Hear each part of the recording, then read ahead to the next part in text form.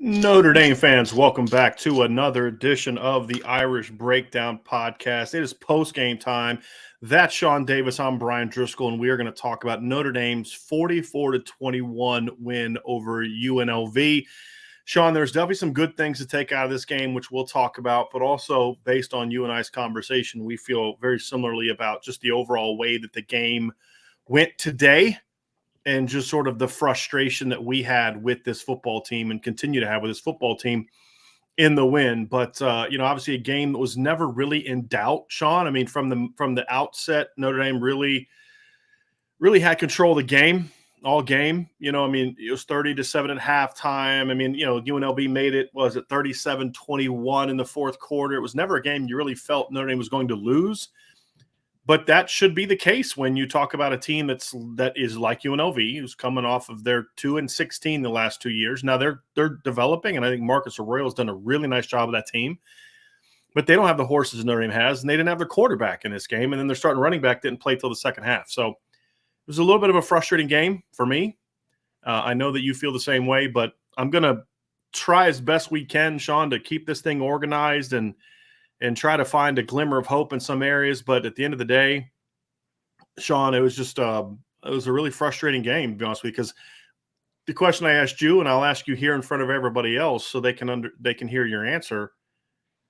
Outside of a play here or play there, what was different today than what we've seen against past teams other than the opponent was inferior? I mean, what did we see that was different today, really? The opposite team just didn't have enough to make it closer. That was it. I think we saw UNLV come in with a similar mindset of how to attack Notre Dame on offense. That was similar to BYU, similar to Stanford. And once again, big run plays being given up, linebackers not filling gaps, missed tackles, not being able to get quarterbacks down when you have an opportunity to record a sack. It's all the same. It's all the same. And so that's the disappointing thing. It's good for Marcus Freeman to get that home win monkey off his back. Sure. I'm sure he took a deep breath at the end of the game. Two of them now, right? This is win number 2, right? Yeah. So, after beating Cal, so right. We talked about it. We were texting during the game, and I'll say this. I think the biggest takeaway for me is that Notre Dame can run the ball when they need to. The only difference is I don't feel like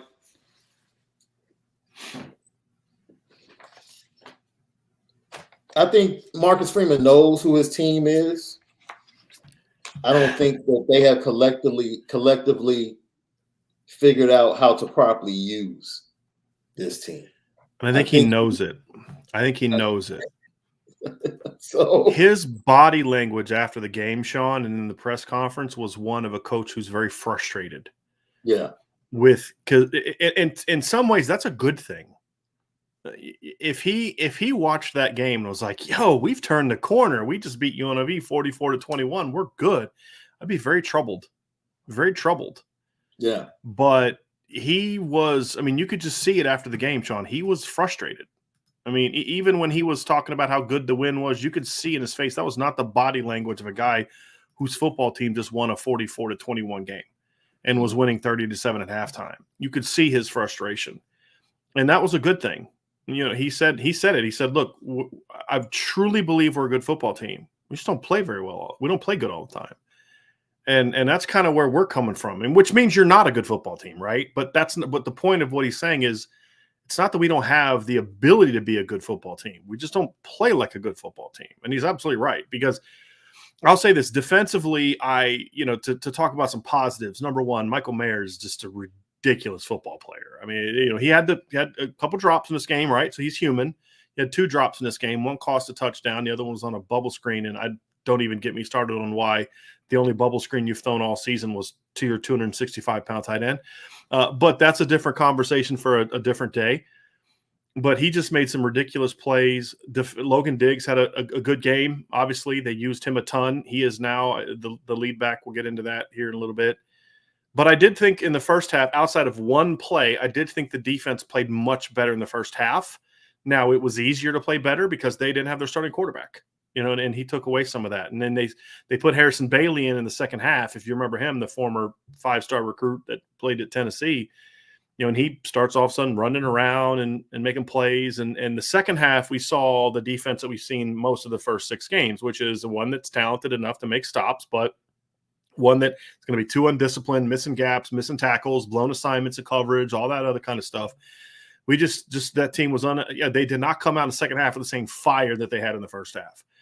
They at least after the second drive, because I think they forced let me see my notes. I believe they forced a 3-and-out on the first drive of the second half. And no, they forced a punt on the first drive of the second half. And then after that, they just kind of and then offensively, obviously, you didn't see some good things, but I was encouraged. Here's something I was encouraged by, because I do want to focus on some positives there. Because again, they did win 44-21,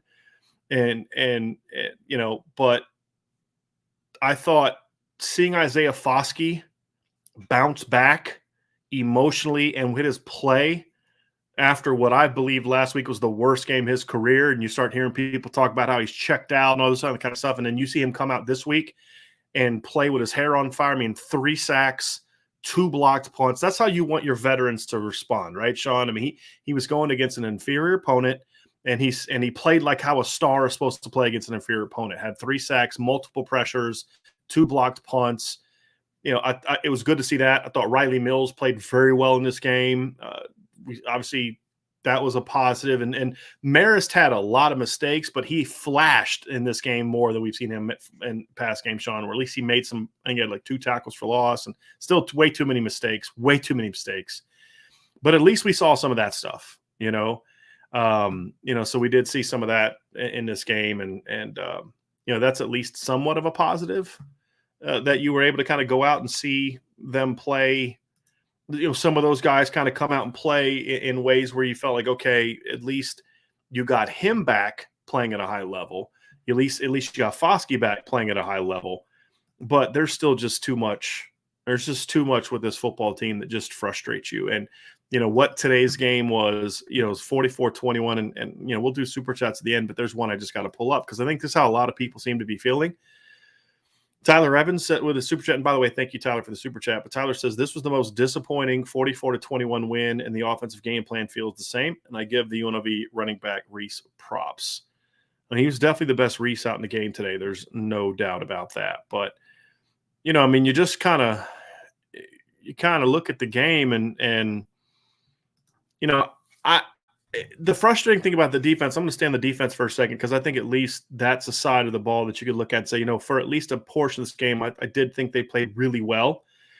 Because the reality is the defense gave the offense a lot of opportunities in this game to really run this. I mean, Notre Dame in the first half, if my notes are correct, let me just check here real quick. Notre Dame had I think it was 6, but 1, 2, 3, 4, 5, 6 possessions in the first half where Notre Dame started a drive off in the opponent territory, in UNLV territory. And I mean, they scored 30 points, but honestly, they should have had over 50 at halftime. I mean, how do you go through 6 drives and you only score touchdowns on 2 of them? And you look at it and you say it's just frustrating, and it's the same stuff over and over and over again. You're running nothing but a bunch of A-gap runs into crowded boxes, and expecting to have success. And then you get silly comments like the offensive line's overrated or whatever. I don't know what people are watching half the time. It drives me nuts. But that's what happens when you call games like you called today. I mean, you talk about the first drive, and here's another thing that frustrates me. First drive of the game, offense comes out, they're moving the ball. They're going tempo. They're getting the ball out. You get a really nice bootleg play action call to Michael Mayer, goes for 23 yards. You call a really nice post route to Jaden Thomas from the inside. Again, we always say Jaden Thomas is better in the slot. He goes and makes a play, and you get a touchdown, and you're going tempo. You're not doing a lot of scan stuff on that drive. And then you go to the very next drive, and you're back to the scan, and you're back to slowing down the tempo, and you're back to going slow, and you're back to just doing the same old thing that you saw in past weeks, which kept the offense from getting any kind of momentum. And it allows the defense to continue to get lined up and get into looks. And it just blows my mind to see that. We see very little change from the run game. There's an outside zone one play, a stretch, another play, and then that was it. It was just duo. We saw a little bit of inside zone in this game and counter. It's the same regurgitated run game that we saw in past weeks. And the only reason Notre Dame had the yards they had in this game, they ended up rushing for 223 yards in this game, but they only averaged 4.7 yards a carry. They would have had 225 yards if you would have taken away the knee at the end. But, you look at the 225 yards, and they were yards that you just got because your offensive line just was able to push UNLV around. They weren't, and I thought Logan Diggs ran hard. I thought Chris Terry ran hard. But the reality is that you just pushed around an inferior opponent. We said it during our week of prep for this game, Sean, is this is just not we liked a lot of the talent we saw on offense. They got Ricky White, the Michigan State transfer. Doug Brumfield's a good player who didn't play today. But there isn't that kind of talent on defense. I mean, 44 points. That means what you are is your San Jose State and Air Force. That's who you are if you're Notre Dame on offense. And so it's just a very frustrating thing because you watch it and you just see the things that happen: drop passes, false starts, missed throws, misreads, and all these things. This guy did that and that guy did that. But Sean, they're all hallmarks of a team who just isn't coached to play fundamentally sound football. They're all hallmarks of a team that's just not coached well. And the fact that you watched what your team did in recent weeks and then you just regurgitated the same game plan, because you know what's happened to BYU since they played Notre Dame? Their defense is getting annihilated by people. They got ripped up by Oregon. They got ripped up by Arkansas. Liberty ripped them up today. Notre Dame went for 28. Yeah. And I'm supposed to believe that Lorenzo Styles sucks all of a sudden, and Braden Lindsey they finally got him on the perimeter. We see 2 RPOs in the first half and easy 10, 11-yard gains, and then gone. It's like he just ran him like, I'll shut Driscoll up, and then stopped using them. And then to go into ice the game mode on drive numero uno of the second half was just like, okay, I'm done. I don't even know what else to say. Like, you have no heart. You don't coach with any heart if you're on offense, which means your players don't play with any heart. And I said to Sean Stiers before the game, I said, I watched them in pregame. I watched them come to us. I said, this team is just they're just going through the motions, Sean. I thought the defense at least played a little fire in the first half, but you're just not going to beat teams when your offense just does what they do and refuses to change.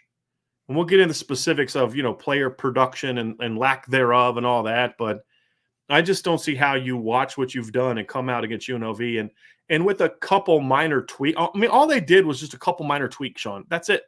Just a couple minor tweaks.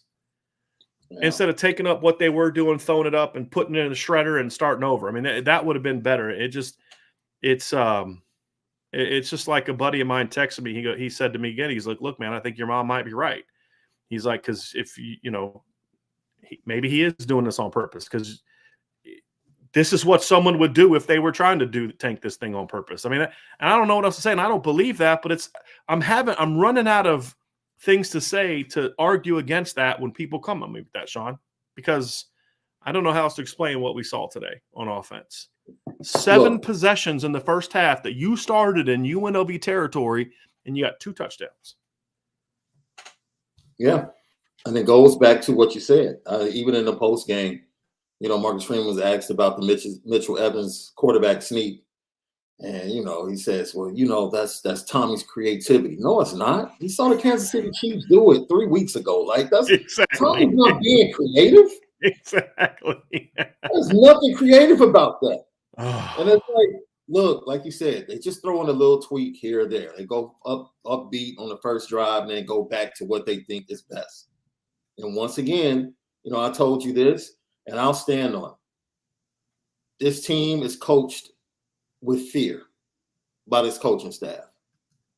They are absolutely fearful of mistakes being made. And they figure as long as we play it close to the vest, we can win the game. And that is disrespectful to the talent that you have. That's why they stay in 12 personnel all the time. All game. All the time. When their best formations come from 11 personnel. Where'd 21 go? Where'd 21 personnel go? Everyone else works well with 21. Notre Dame worked well with 21 against North Carolina and Cal. Where'd that go? Absolutely. And the reason they shut it down, you know why they shut it down. We talked about it. In my opinion, Drew Pine shouldn't have come back in the game after he got hit at the goal line. Put Steve Angeli in the game. Why would you expose that boy to more injury? Why would you do that? I'm glad the doctors took him in the tent. I'm sure he talked himself back on the field. Angeli was in that game. If you were going to play it close to the vest and run the ball, Angeli can do that. Because at that point in time, Drew hadn't played well, and he didn't play well after that. Mm-hmm. He didn't. Now, Michael Mayer dropped the pass that was right on the money. That should have been a touchdown. I'll put that on Michael Mayer. Other than that, Lorenzo Styles was wide open. Wide open on the corner route. Chris Tyree wide open running down the middle of the field. Braden Lindsey didn't have it on one of the third downs in the first quarter. He did not have a defensive back within 15 yards of him, and Drew Pine never looked at him through into almost triple coverage to Michael Mayer on third down. Man, on top of that, Braden Lindsey's wide open on the fly route. That's what I'm talking about. Yeah, it's exactly what I'm talking about. He threw the ball out of bounds. Oh, that one. Yeah, I'm talking about another one. He went out the back of the end zone. And you have to say Tobias was open on the third down as well, and he just stared right at Mayer. Yeah. Same old. Yeah. It gets to a point now where we were talking, and I said, look, I don't want to come on this show and continue to bang and point out the negative things about this team. I refute. Look, I'm not mentioning one, but there's a certain position on the defensive side of the ball I refuse to even talk about today. That's why we're bringing Ryan into the show. If Ryan wants to talk about it, I'm not even touching him. I'm not touching him with a 10-foot pole because it's just at this point. Let me tell you something that I saw today. Brian, you were at the game. Ryan, maybe you saw it. Clemson, Syracuse in the third quarter. Cade Klubnik comes into the game, and they know that they have to play well around him in order to win this game. The starting right tackle gets 2 false starts. Hey, guess what happened to him, Brian? Guess what happened to him? Dabo said, bring your tail right over here. And he never saw the field again. Yep. And they went and won the game with the backup. Accountability. And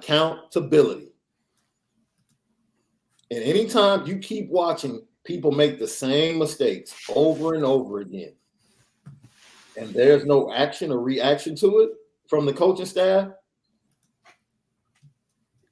what are we doing? I guess they didn't get the right look to get Tobias the ball today.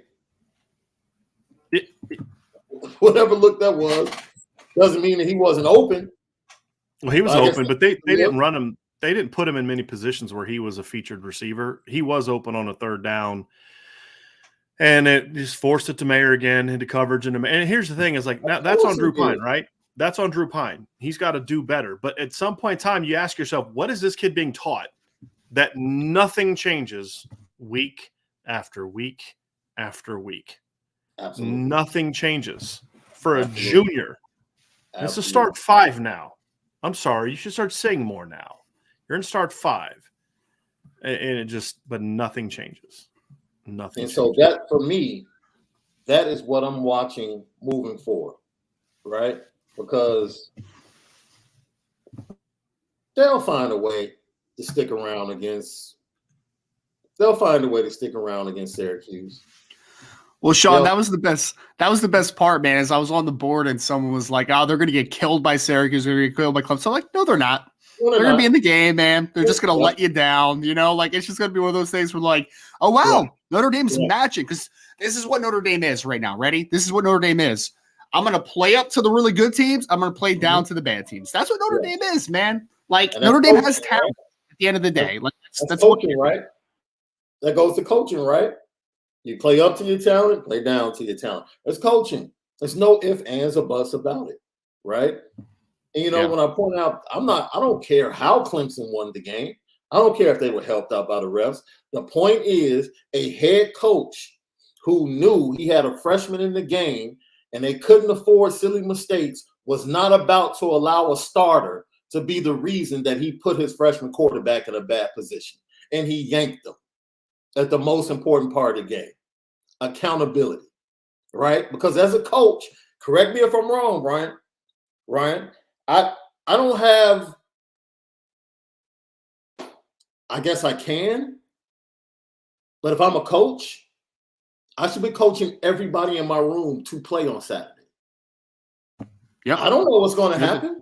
You're the CEO, man. You're the overseer. Yeah, absolutely. I'm not coaching a freshman to say, well, you know, you just keep plugging away. We're expecting you to play next year. No, you're 2 injuries away from having to play. And if I'm not getting you ready, then that's a problem with me. Yeah. That's a problem with me. And you can't make those type of decisions unless you feel like, you know what, we got somebody behind you that'll play. We have somebody behind you that'll do what needs to be done. Sean, you can't make a change if you don't think there's a problem. Like that's the point. Sean, you saw it, man. There was like 2 minutes left in the third quarter, and they're like, all right, we're gonna go to duo all game now and just ride Logan Diggs when you're up by, what was it? At one point it was like 38-21 or something like that. I'm like, or 37-21. I'm like, buddy, you are playing against a team, because I don't even know if you guys talked about this before I hopped on. UNLV didn't have their starting quarterback. They didn't have their starting running back. They were their defenders. Yeah, and one of their linebackers was hurt too. You played against a team that is not very good, and they didn't have 2 of their best offensive players and their best one of their better linebackers. Yeah. And you were just like, nope, hang around with this. Hang around. Stay in. Like, we'll keep you in this football game. It was demoralizing to watch, man. Like, I'm watching this game and I'm like, wow, you know, at one point you're up 30-7, right? You're up 30-7. And I'm like, this is not fun, man. Like, this is not good football. There's no growth. And Brian, we talked about this all week, man. Like, and it came out to fruition, right? It's like you want to gain 44 to 14, or sorry, 44 to 21. And it, like, at one point you were like, oh, maybe, you know, this game could be 40 something to whatever. And it didn't feel like there was no positivity to it, because you're like, nothing here has changed. Like, everything's exactly the same. This is a stagnant football team right now. This is stagnant, man. There's no growth. And at some point you have to be like, what is going to elicit a change? Because right now, I don't know what's going to make something change. I mean, Sean, is it going to take getting blown out against Clemson? Because, like, Brian, we were just talking about it. I know what this Notre Dame team is going to do. They're going to go into Clemson. They're going to play Syracuse. They're going to play all these good teams that they have coming up. And it's going to be a good football game. And they're going to come out just a little short. And you're going to talk yourself into, oh, you know, just a couple changes. Just a couple changes, even though it's not. They're going to win one of them, guys. They're going to win one of them. Probably. And again, that's what's going to happen, because they're going to show up to play emotionally in that game, and they're going to win one of them. Mm-hmm. And it's just going to mask the issues that exist. And look, and I get some people are going to be frustrated by the tenor of our show. I get that. I understand. And I sympathize with you. Yeah, guys, they won 44-21. Why are you guys not happy? It's exactly what we always talk about, though, right? This is how the first half of this game, fellas, to me was a perfect example of what I say and what we all talk about, which is why process is so more important than results. Because the results were they were up 30-7, but you watched it and you're like, that's just because UNLV is really bad right now. They don't have their quarterback. they're Notre Dame defense played well outside of one play, right? I thought they played well. They made some minor changes and tweaks. But it was more about Notre Dame's defensive linemen are just way better than the blockers that UNLV had, which we talked about. I mean, they just couldn't block Riley Mills. They just couldn't block Isaiah Foskey. They just couldn't block, certain guys. But then there would come plays where, you just see Nana get logged inside on a long run where they bounce outside of it, and then the linebackers don't properly scrape because they, and then the linebackers are going to get blamed for it because they don't know how to get over top of things. But then you're like, but you've got to, Nana, you got to set that edge, right, and force that sucker back inside. And then you get the one long run where, JD and Maris both just get blocked out, and DJ Brown just gets embarrassed in open field against their backup, UNLV's backup running back. But then they just overwhelmed them the rest of the way. But there was never a point in time you're like, okay, they're doing something different, and that was sort of the frustrating thing for me, guys, is we didn't really see a whole lot different. I thought JD Bertrand had more positive snaps in this game than he's had in recent games. But then there's still those big mistakes that you're just like, dude, how are you a senior and a returning tackler still making these same mistakes? And it's frustrating. And then, like you said, nothing changes. Dabo benches the starting quarterback, and as you said, Sean, the right tackle in that game. And look what happened when they did that. This team went out and they responded. They went out and responded and ended up beating a good Syracuse team. And Notre Dame just continues to trot out the same dudes over and over and over again, making the same mistakes over and over and over again. You're going to tell me you trust Lorenzo Styles right now more than you trust Tobias Merriweather or Deion Colsey? Why? What has he done? I mean, sometimes you want, maybe getting that kid off the field might help him because there's something wrong with Lorenzo, right? And I don't know what it is, and I don't want to be too hard on because, guys, to me, as a coach, I'm seeing some warning signs of for the young man. Forget the football part of it for a second. I'm wanting to pull him in and have a talk. If I'm his receivers coach and I'm the offensive coordinator head coach, I'm pulling him into my office on Monday, and we're not talking football at first. Man, talk to me. What's going on with you? Because that's not you, but there's just body language from him that tells me there's something more to this than just him losing confidence from a football standpoint. So I want to be honest about that first. But then from a football standpoint, he's not playing well. And, part of it is, maybe frustration because he's not getting the ball. But then when you do get the ball, you drop it on third down. So this wasn't all on Drew Pine. That was right in the hands. I was going to say, that was one of Drew's best balls of the day, man, on that over route. He hit him right in the chest. Hey, guys, Michael Mayer was open on that play. Did y'all see that? Mayer was open, and he still went to Lorenzo. And then you say, why does he always lock in on Mayer? Well, he tried to go into somebody else early, and the dude drops the ball on third down. And it's just like – it's frustrating. So, I get why some people might be frustrated by our tenor, but, y'all, I saw the same stuff today, game plan-wise, schematically, mistakes, that we saw last week. Just UNLV's not very good on they're really bad on defense. Well, Brian, go ahead, Brian. Oh, no, I was just going to say, Brian, we talked about it when you had to hop off for a second. It's just before the end of the third quarter and then definitely all the way through the fourth quarter, it was just let's just run duo all day and get out of this football game. I'm like, buddy, you didn't fix anything. Nothing happens. I understand that there's a madness spectrum of hey, things aren't working right now, right? At one point, Drew was 9 of 20 passing. The passing game is just not working. But this is the game where you fix some of that, right? You take chances. And this was a game where I felt when it was kind of down the stretch, they were just kind of nope, complacency. Let's just get out of here. And that's again. And if you're going to do that, put Steve Angeli in the game. Exactly. If you're just going to run the ball and get out of the game, put Steve Angeli in the game. Because, and I'm not talking about benching Drew. I'm talking about the kid was hurt. You're blowing this team out and you're just going to run the ball. Why not put 18 in the game and let him get some experience? He came in and handed the ball off a couple times. You're now 7 games in. You just played UNLV, and you were unable to play in a way that allowed you to get your young guys into the game and get them some experience. 7 games in, and with Marshall, a bad Stanford team, and UNLV on your schedule, you have yet to have a game, because you lost 2 of those games, where you've been able to get your backup guys into the game and get them some playing time. Guys, it's getting to the point where it's embarrassing. And I got to tell you, it was it was so telling seeing Marcus Freeman's body language after the game. I'm talking. Forget just in the press conference. Watch him when they were singing the alma mater. I was not a happy guy.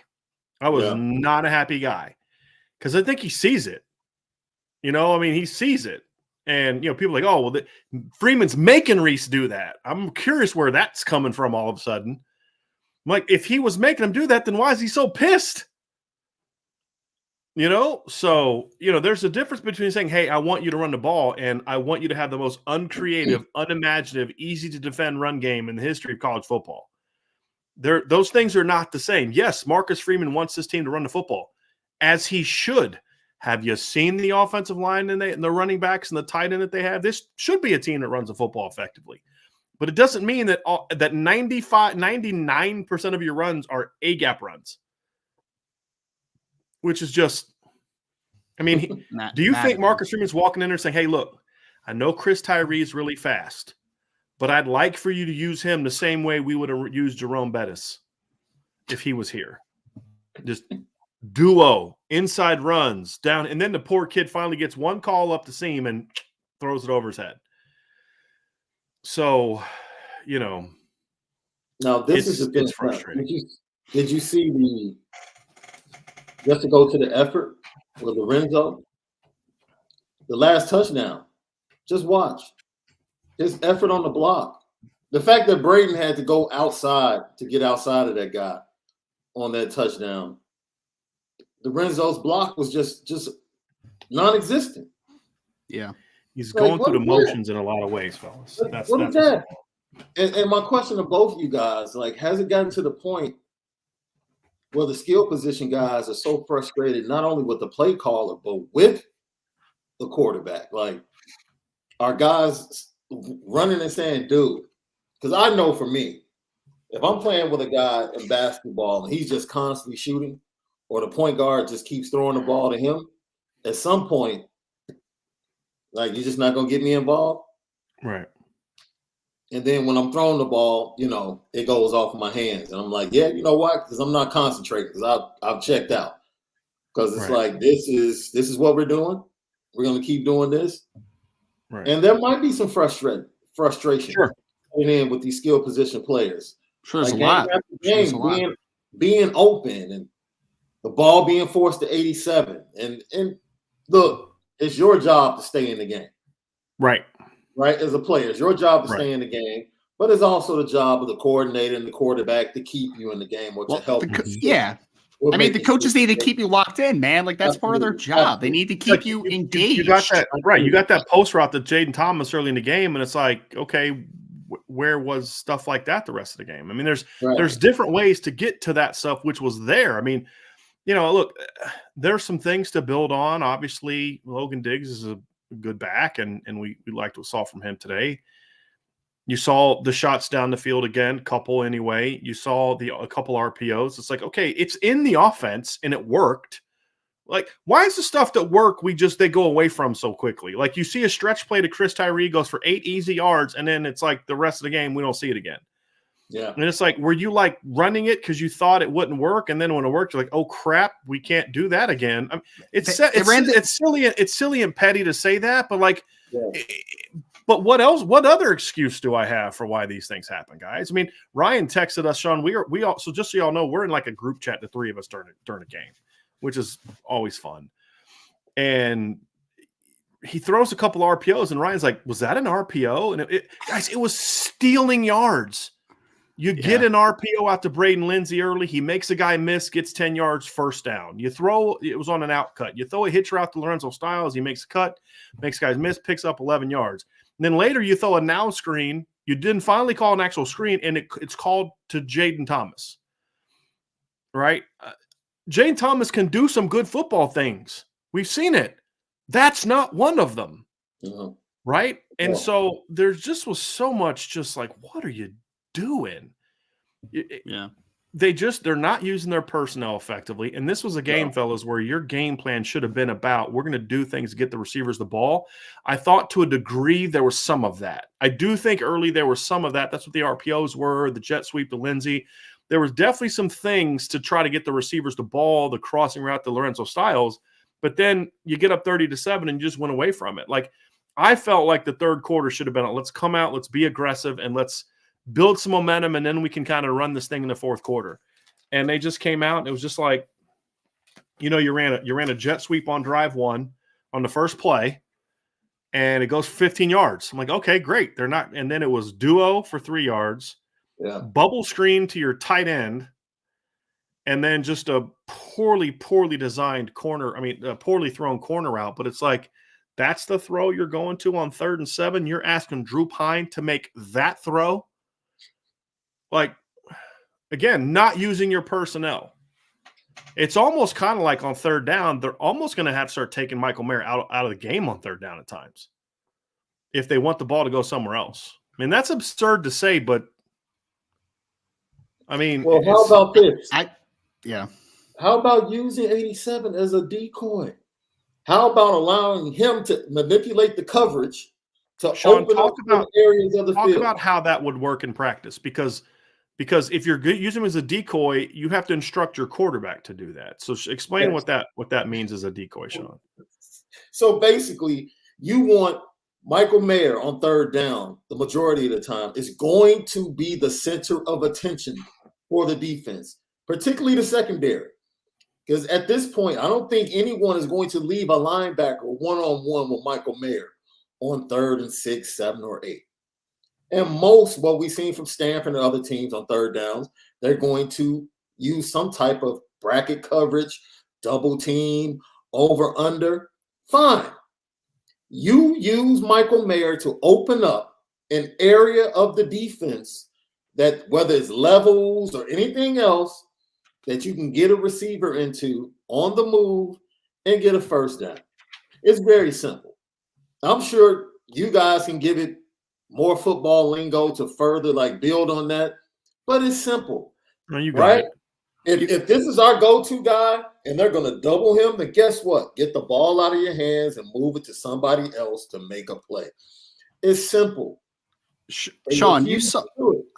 Sorry, I didn't mean to cut you off, Sean. I was just thinking about that seam ball that Michael Mayer made that incredible catch on, right? Yeah. If you do that seam play again, except you bring a inside breaking route on right underneath of him, it's going to be wide open, because now they're like, oh, Mayer can make a play down the seam. Now, yes, it's going to be wide open. That wasn't I still don't know how he caught it.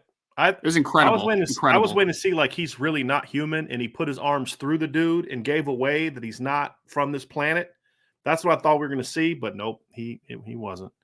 That was just a ridiculous catch. It is ridiculous, absolutely ridiculous, to put Michael Mayer to the field on 3rd, 6, and 7 for him to run a hitch. Let him be effective from hash to hash. You don't have the quarterback with the arm to make that throw. You don't. Stop forcing him. You know he's going to look at 87. You know this. And where was the ball on that route? Low and to the outside.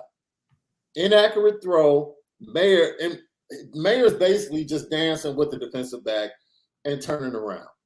It's like you're limiting what he can do.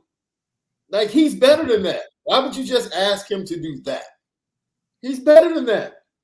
Put him in a better position. It's for the usage of these players. People can talk about they don't have talent, they don't have speed. I call a cap to all of that. Yeah. Cap, big cap. They're not being used correctly. They're not. They're absolutely not being used correctly. And we continue to see it week after week. But Ryan, we haven't seen anything creative since North Carolina. I don't disagree, man. And I just wanted to go from a full scope perspective, because I saw someone put something in the chat that I actually put on the board during the conversation earlier.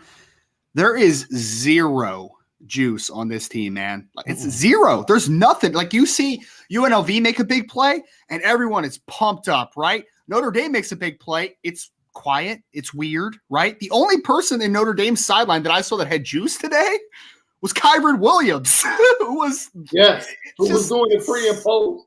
Right. So I can't, man. I can't. But like you said, Brian, you point this out. Isaiah Foskey, I don't know if his guys talked to him. He was locked in. I saw Jason Adamiola pumping him up during the middle of the game, talking to him. And when you see a guy making a play on special teams, which is really where he cut his teeth when he first got to Notre Dame, right? He was blocking punts as a freshman, if you remember, at Notre Dame. That's how he started making big plays. And then eventually he started making plays as a pass rusher.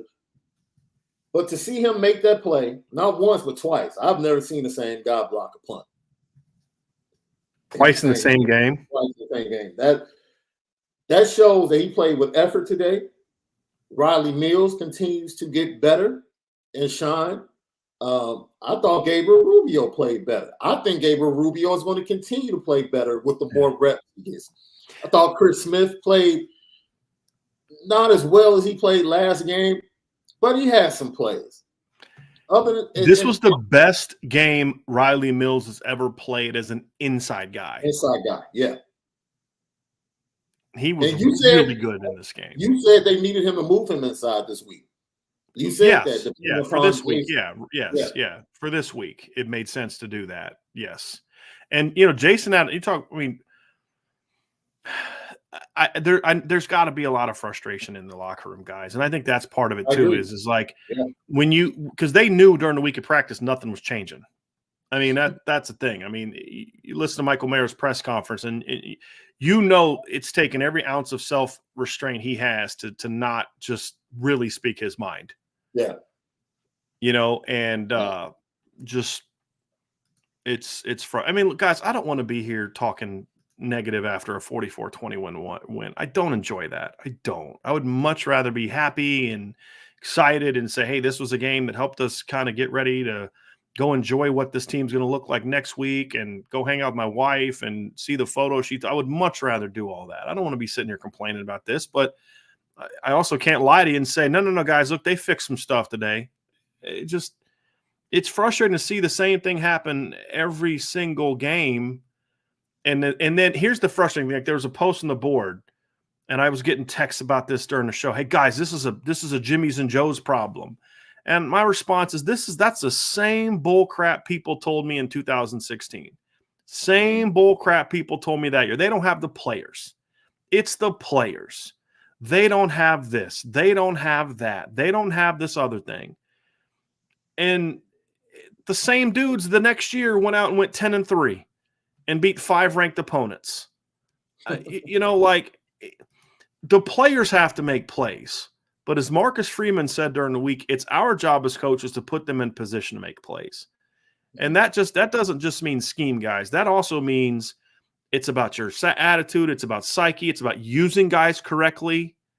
It's about all of that stuff. And I'm so sick of the players. That's what Notre Dame has turned into. Notre Dame used to be a place where the coaches always got the brunt of the criticism. Davey, Ty, Charlie. Brian Kelly changed the culture of this program to where it's the players that get blamed now because that's what he did. Yeah. Right? Yeah. And I'm sick of it, to be completely honest. Wow, they don't have, it's not the coach's fault. They don't have the talent of quarterback. Who's been the quarterback's coach for the last 6 years? Same guy. Who's been the offensive coordinator for 3 years? So if you're going to talk about it's a talent problem, the same person still gets the finger pointed. I'm sorry. It is. I'm so sick. Like, look, is Drew Pine a great quarterback? No. Can you use Drew Pine in a way that makes him be more effective than what we saw the last couple weeks? Yeah. Yep. I mean, when you were running a game plan where your running backs were a big part of your game plan, Drew looked like he could rip up anybody. And now you're going to this full field read, all this, make the pre-snap read based on this, that, and the other thing. And all of a sudden, Drew looks lost. Yep. So how does a kid who looked like that in his second start look like this against two bad defenses like Stanford and UNLV? Is it really a player problem? To a degree, yes. The players have to execute. I'm not blaming the coaches for why Lorenzo Styles dropped that ball. Nope. That's on Lorenzo. That's on Lorenzo. I'm not blaming the coaches for Michael Mayer dropping those 2 passes. Nor would he. Who do you think Michael Mayer blamed for those 2 drops? If y'all know Michael Mayer like we do, it's Michael Mayer's blaming Michael Mayer, right? Sure. They got to make those plays. But there comes a point in time where those plays happen to every team has that happen to them. Yeah. But they become such bigger problems for Notre Dame because everything else is so bad. And it's just, fellas, it's really maddening. It's really maddening because once again, seeing post after post and you say, okay, it's a talent problem. Okay, sure. To beat Clemson and Ohio State, sure. They might have the talent to win beat those teams right now because of all the injuries. We're not talking about them, though. We're talking about Marshall and Stanford and UNLV. What are we talking about here? You know, it's ridiculous. And it's so funny because you look around college football and you see RPOs. You see automatics. Like if there's 8 in the box, we're going to throw it to the outside on the quick screen to our receiver and let him get 4 or 5 yards. Like it is like the staple of high school football right now. Forget college. Automatics are a staple in high school football. But yet and still, Notre Dame, check with me. Scan, check with me. They got 8 in the box, run the A gap. Let's continue to run it inside again. And then we want to say, well, the offensive line isn't doing this. You got 5 dudes, 6 dudes blocking 8. I'd say that's pretty damn good. It's football. It's football 101, man. Don't run where the numbers are in your disadvantage. Like it's not. I don't. Every team Notre Dame faces doesn't. They do it to Notre Dame. UNLV did it to Notre Dame. Stanford did it, guys, with one of the slowest receiving cores in college football. They're running RPO. And there was a play. They actually ran a trips now screen on it was the play before Audric Estime's fumble, and Drew Pine just didn't even look at it. And what that tells me is they don't really practice it that much, and Drew's not comfortable with it. Because if you're going to – I mean, why not run that constantly? Why not run an RPO on almost every run play? I don't understand it. It doesn't make sense to me. It's like the stuff that you were doing that worked, you throw out like that. The 21 stuff you did against Cal in second half and again second quarter on and against North Carolina at work. I mean, it's beautiful. Yeah, that you'll get rid of in a hurry. We haven't seen that really since. But this other stuff, running duo over and over and over when it just doesn't work with any kind of effectiveness, running 12 personnel nonstop, that you won't get rid of no matter what happens. I don't understand it, guys. It's just, I'll say this about Brian Kelly. I always felt like during Kelly's tenure, I could point to the issues and say, here's what's going on and here's what I think they need to do different. Or here's why I think he did what he did. I could at least explain it and disagree with it. I got nothing on why they're doing what they're doing offensively. I got nothing. I can't justify. Like, even times, fellas, where you will say, like, even that the worst call I ever saw Brian Van Gorder make was a 3rd and 8 against Michigan State late in the game. Notre Dame makes a stop. They got a shot. And he does a zone fire he drops Jerron Jones into coverage and Jay Hayes is supposed to get up underneath the curl flat. And it was a terrible call, but schematically, I understood it. I understood why he made the call. It was just you didn't use your personnel correctly, right? Like, I could at least explain this is why he did it. He's just not a good football coach, and he's asking Jerron Jones on 3rd down, who's 6'6", who's now playing offensive tackle in the National Football League, to drop underneath an in cut. I can't explain this. I can't explain why they're doing what they're doing. I've got no answers, and that's frustrating for me. But so I can only imagine how frustrating it is for the players. And so it's frustrating to see it. Sean, you're muted. I like Logan Diggs, what he did today. Ran hard. Kid ran hard. Whether or not he should be carrying the ball, 28 times? 28 for 130? I'll take it. And the reason why he ran the ball 28 times is because, you know what? They said, Audric, just take a seat today. Like another fumble, can't have it. This is worse.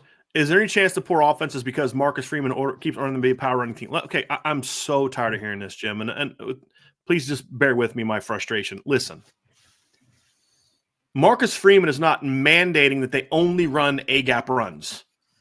Does Marcus Freeman say, we're going to be a running football team? Yes. Just like Brian Kelly did in 2017. But that doesn't mean that you're mandating you're running these particular plays. Do you really think Marcus Freeman is going in there and saying, we're going to run these plays, and that's it? Do you all really think that? Is that what we've come to now? That we're now going to say it's Marcus Freeman's fault, that this is the lack of creativity we see, that the most creative thing you've done in the run game last month is put your freaking backup tight end under center? Really? Right? Like, Tommy Reese has no say whatsoever. Marcus Freeman's on the headset. Run duo again. Coach, I'm running buck sweep. Run duo again. Coach, we haven't run outside in 3 months. Run it inside. A-gap only. I mean, come on, y'all. I mean, right? I mean, let's use our heads a little bit on this one, right? I mean, it's frustrating, fellas. I really don't get it. I really don't get it. I don't understand it. I really don't. I really don't. Not fair. At some point, you know me, I've been saying all season, some of these players have to take some accountability. Sure. For drop passes, missed opportunities, going back to Ohio State and Marshall. I felt like Tyler had opportunities for big plays that he missed. Mm-hmm. Like, that's not on Tommy, that's on Tyler Butler. But at some point, as a coach, you got to look yourself in the mirror, sitting at 4-3, and say, I have been unfair to my players. I have been unfair to this offensive line to constantly ask them to do their job at a deficit or facing a deficit. I'm being unfair. I'm being unfair to Jaden Thomas, asking him to run this screen when he's not a catch and make you miss guy. The same way he got stood up on the goal line is the same way he got stood up by the UNLV DB in space. But I put him there. The screen of Michael Mayer, that's me. I put him there. It worked, but it probably would have been a lot better if I had got somebody else involved in the game, like one of the other receivers. And then when I get an opportunity to finally get them the ball, they're so frustrated with the way I put them in positions or fail to put them in proper positions. Lack of concentration, drop ball. Still not his fault because the player needs to be locked in. But like we said, that's the job of the coach with the game plan to make sure that he keeps his players locked in. They have failed these players from a coaching standpoint because these players collectively at this point,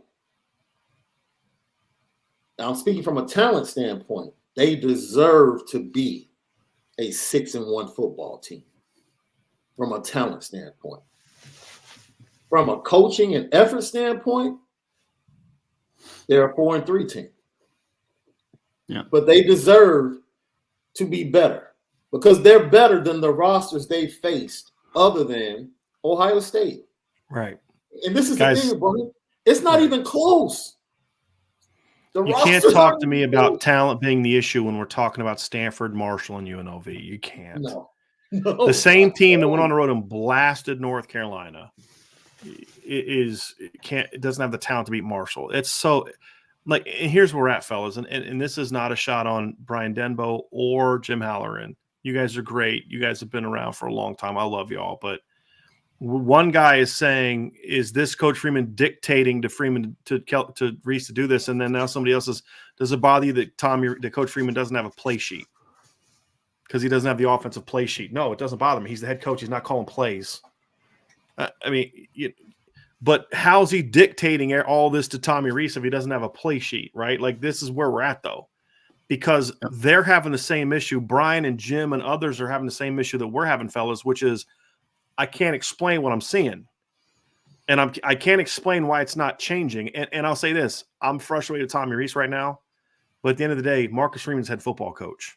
Mm-hmm. And at some point in time, Marcus Freeman's got to step in and say, look, man, this is just not good. Why have we regurgitated the same run game for 3 weeks in a row? You say Logan Diggs 28 carries for 130 yards. I'm not happy with that. Logan Diggs should not be getting 28 carries against UNLV. That has nothing to do with Logan Diggs. Why is he getting that many carries? Why are you not using him and Tom when you were using him and Tyree and Estime as a 3-man trio against Carolina and Cal? Well, he didn't play against Cal, but you guys know what I'm talking about. That stuff was beautiful. You're not helping Logan Diggs by not using that anymore either. But I'm a believer that Tommy Rees plays his guys that he likes or that he's recruited, and there's no question about it that Logan is his guy. Yeah. And so Logan gets away with things that the other backs don't get away with. And Logan gets the push that other backs don't get. And people, Chris Tyree hasn't run. I mean, he's an A-gap runner right now. What are we doing here? What are we doing here, guys? And and Diggs is really good. I mean, y'all remember who's been pushing him as a legit player since they got him? Right here. But it's like, why do you continue to do this where you pick the guy and then just brush everybody off? Right? Like, look, Audric Estime, bud, you can't keep putting the ball on the ground. Right? I mean, I'm not blaming them for that per se. I mean, eventually you're like, guys, why are we not coaching this kid up better to protect the football in traffic? I mean, and if he's going to do that, then you can't put him in there anymore. I mean, you just can't. Right. You can't. It hurt you twice. It hurt you once. It didn't hurt you 2 other times from win-loss standpoint, but you just can't. But still play Tyree. I mean, again, do I need to remind people that Logan Diggs missed the entire offseason because of a shoulder injury? He can't be this workhorse week after week after week. You've got to use both of these running backs. And it just I don't know. And then there's the double standard of mistakes, right? Like, it's like, is he still pissed that Chris Tyree dropped that screen 2 weeks ago? Right? I mean, I don't know. I can't figure it out. I mean, it's maddening, fellows. And I mean, part of me just wants to just stop the show now because I'm just so disgusted. And I feel like we're saying the same thing week after week. It's like that Eminem rap out at the end. Hey, you're saying the same thing that he said, right? And we're saying the same thing every single game. They show us the same thing every single game. Exactly. It would be a lot easier for me if I watched a Notre Dame game and I just said, you know what? They're not talented enough right now. They're not. Right. I see it, right? Like, the teams that we're playing are just straight up better. That would be easier for me. The mismanagement of talent is what is the most frustrating thing in the world. Because you mentioned it, Brian. You have a stable of 3 running backs. Okay. Estime fumbled, 3 fumbles in 4 games. Okay, fine. Okay. Get out of there, buddy. Like, we can't have that. I get it. Until he gets himself right. And then coach him up and get him ready to play again. Right. I mean, I'm a huge Estime fan. So, like, that I'm like, yes, give the kid another chance. Let's make it work. Let's make it better type of thing. Absolutely. For sure. But regardless, you still need to use Chris Tyree, and you still need to mix and match those abilities. Like you mentioned it, Brian. Like, where's the 21 personnel? Where did that go? Is that gone? Did you lose that part of the playbook? Like, I just don't understand, man. And this is all due to respect. It was so good in the second and third quarter against Cal, and so good against North Carolina. Brian, it's like that. And this is no disrespect to Logan Diggs. It's not. Because everyone that's ever heard me talk about Logan Diggs, I think they understand that, like, I think he's a talented football player as well. He's a very good football player. This isn't Iowa State where all you have is Breece Hall. This isn't what it is right now, man. You're treating him like he's the only player you have on the team this game. And the mismanagement of how they're using the wide receivers right now, the mismanagement of not doing more RPOs with Drew Pine, who is struggling, guys, over the last 2 games. All that mismanagement, that's what makes this so... This is what makes it stuff. 100%. Build the confidence. Give them easy stuff. Yeah, like every other freaking football coach in America for a good team does. Give them easy stuff. Guess what? Don't ask your college quarterback to run an NFL offense where he's got to make a million different pre and post snap reads, and you got to do the scan check with me because I got to let everybody in the building know that I'm still the smartest guy in the room. And then blame it on your players. Oh, we're making plays. Well, like, stop asking that kid to do something he can't do. I also liked how they were basically using Tobias Merriweather as a decoy a lot. Just see like the motions across. Oh my god! Yeah, because that one pass he caught, now that's where all the eyes are going to go. It's just so frustrating, man. It's so frustrating. You won't use Michael Mayer as a decoy. Right, exactly, man. But a freshman catches one pass for 41-yard touchdown, and now he's your decoy in a game. Like, that's where you went to, right, with that game. That's what I was thinking of when they motioned him back and forth a couple times. So I'm like, oh, like, he made one nice catch this season. And, like, yeah, Tobias should be playing every snap, just about, right? But, like, how is that how you're managing your offense right now? And, again, Sean, like, I go back to it, man.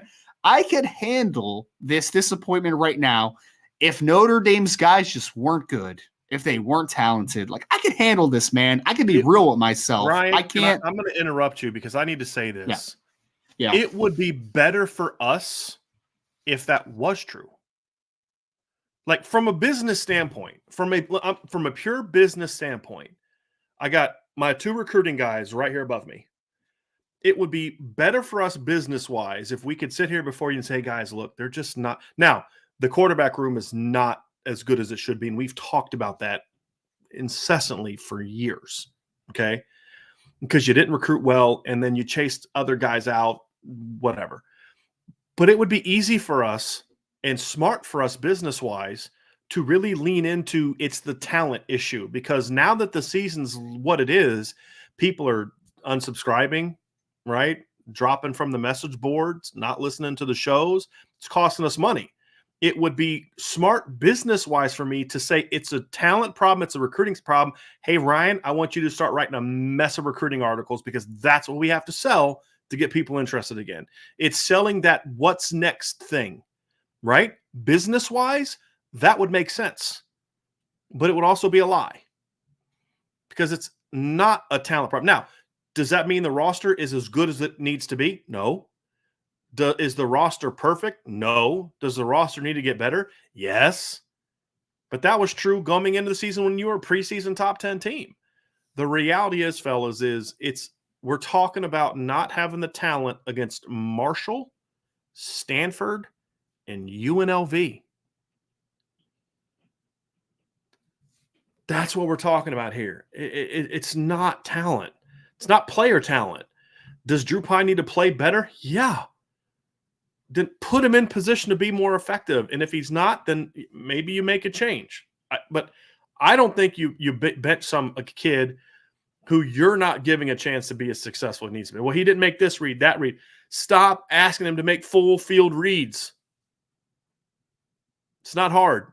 Stop the scan where he's got to come up and you're letting defenses move around and get disguise coverages and drop and do all this stuff. Why? Because it's taking you forever.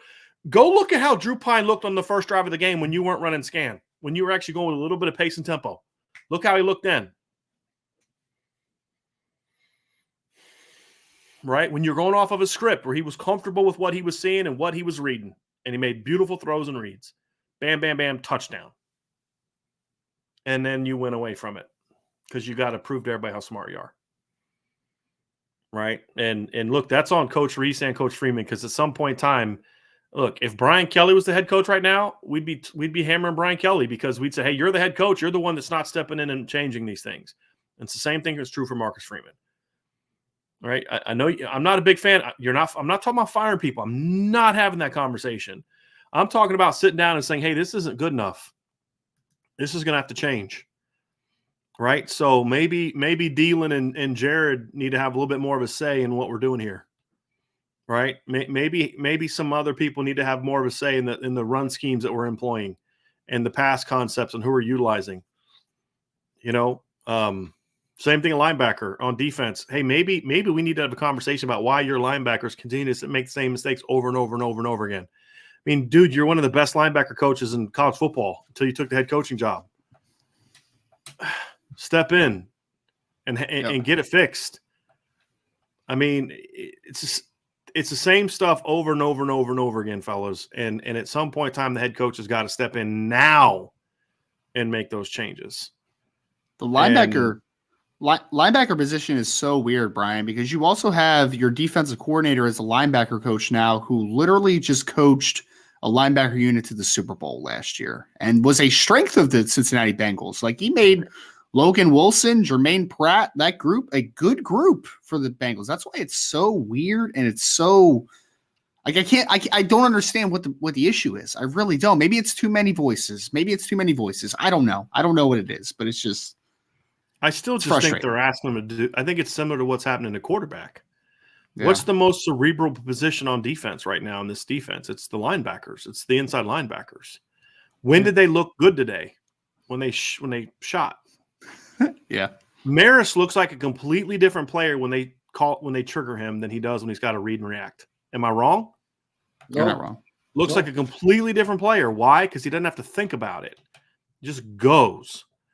And I'll tell you one thing they did a good job of today. They knew exactly what was coming in the screen game from UNLV. They did a good job all game. Maris almost picked one off on the screen. Prince Collie blew up. And if Prince doesn't make that play, there was some stuff behind it. There wasn't a lot behind it, I should say. He had a great – he sniffed out the first screen they tried. Maris had a couple. They did a really good job. And in the first half, they also did a great job, I thought, fellas, of stringing everything out. They were trying to run a lot of those jets and a lot of those perimeter screens, and Notre Dame did a great job of not getting out leveraged and just pushing it to the sideline and 2-yard gain. I mean, they were coming up, being aggressive. So, I mean, there were some good things in this game on defense. There were. They were prepared for this. Because, Ryan, remember what we said before the game is they're going to try a lot of stuff to try to mess up your eye discipline. First half, I thought the defense was ready for that. The defensive problem today was a lack of focus. You didn't go into the second half with the same focus you had in the first half. You tackled great in the first half. Second half, you look like you did the last couple weeks, right? That is a lack of focus, a lack of leadership top down. That's got to change, right? But I still felt like at least this week, because what did he do in the first half? He was triggering the linebackers a lot more, and they were playing much better. And then when you went away from it, as you know, there we go. We're back to that again.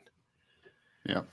So, but hey, can we say one thing? Brian Mason deserves a pay raise because he has been really good this year. Really good this year. Got 2 blocks today. I mean, the special teams gave Notre Dame – we said the defense, right? But the special teams played a role in this too. 3 possessions in the first half. Notre Dame got the ball in UNLV territory because of the special teams capping off a good defensive series. You had the 2 block punts by Foskey. You had the punt return. And then after that, you had the short punt return because the guy was so afraid of getting another one blocked that he kicks it and Brandon Joseph runs it back into Notre Dame territory. When you have 7 possessions that start in the opponent's side of the field, and I'm talking, guys, I'm not talking like 6 at the 49-yard line. 44, 43, 32, 20, 19, because 42. Like I stopped counting after a while because I just was so frustrated. But you had possession start at the 19, the 20, the 32, and on those 3 drives, they got a touchdown, a field goal, and a field goal. You know, I mean, it's frustrating. It really is frustrating, fellas. We talked about it in the chat, man. Hats off to Brian Mason. I mean, it's creative too, man. Like it doesn't look the same every time too, which is what makes it so impressive. I mean, what's that, the 4th block punt on the season now, right? I mean, he's doing a tremendous job. Yeah. Brandon Joseph, one of the best days he's had as a punt returner. I mean, it was good stuff. Good stuff from Brian Mason today as a coach. Really good job. And you know what he's doing? You know what he's doing? He's going letting athletes be athletes. Letting athletes be athletes. He's adjusting. And he's aggressive. Yes. He's aggressive.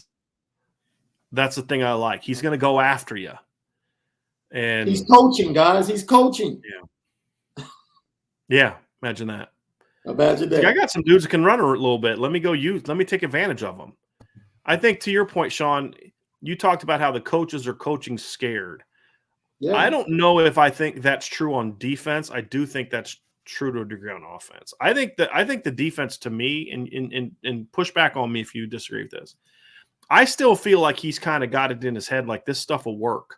We just got to keep at it, because eventually they'll figure it out. And I don't like that. I really can't stand that. Yeah. And I think that's the issue. But I actually thought in the first half, Al Golden was a great. I mean, we saw Tariq Bracy come on a nickel fire. We haven't seen that all year.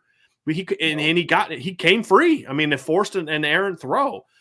We saw some really, I thought we saw more we saw some stunts today because like in the past they just do that like double inside fire, which it's like okay, eventually it's like, you got anything else in your your Rolodex there, buddy?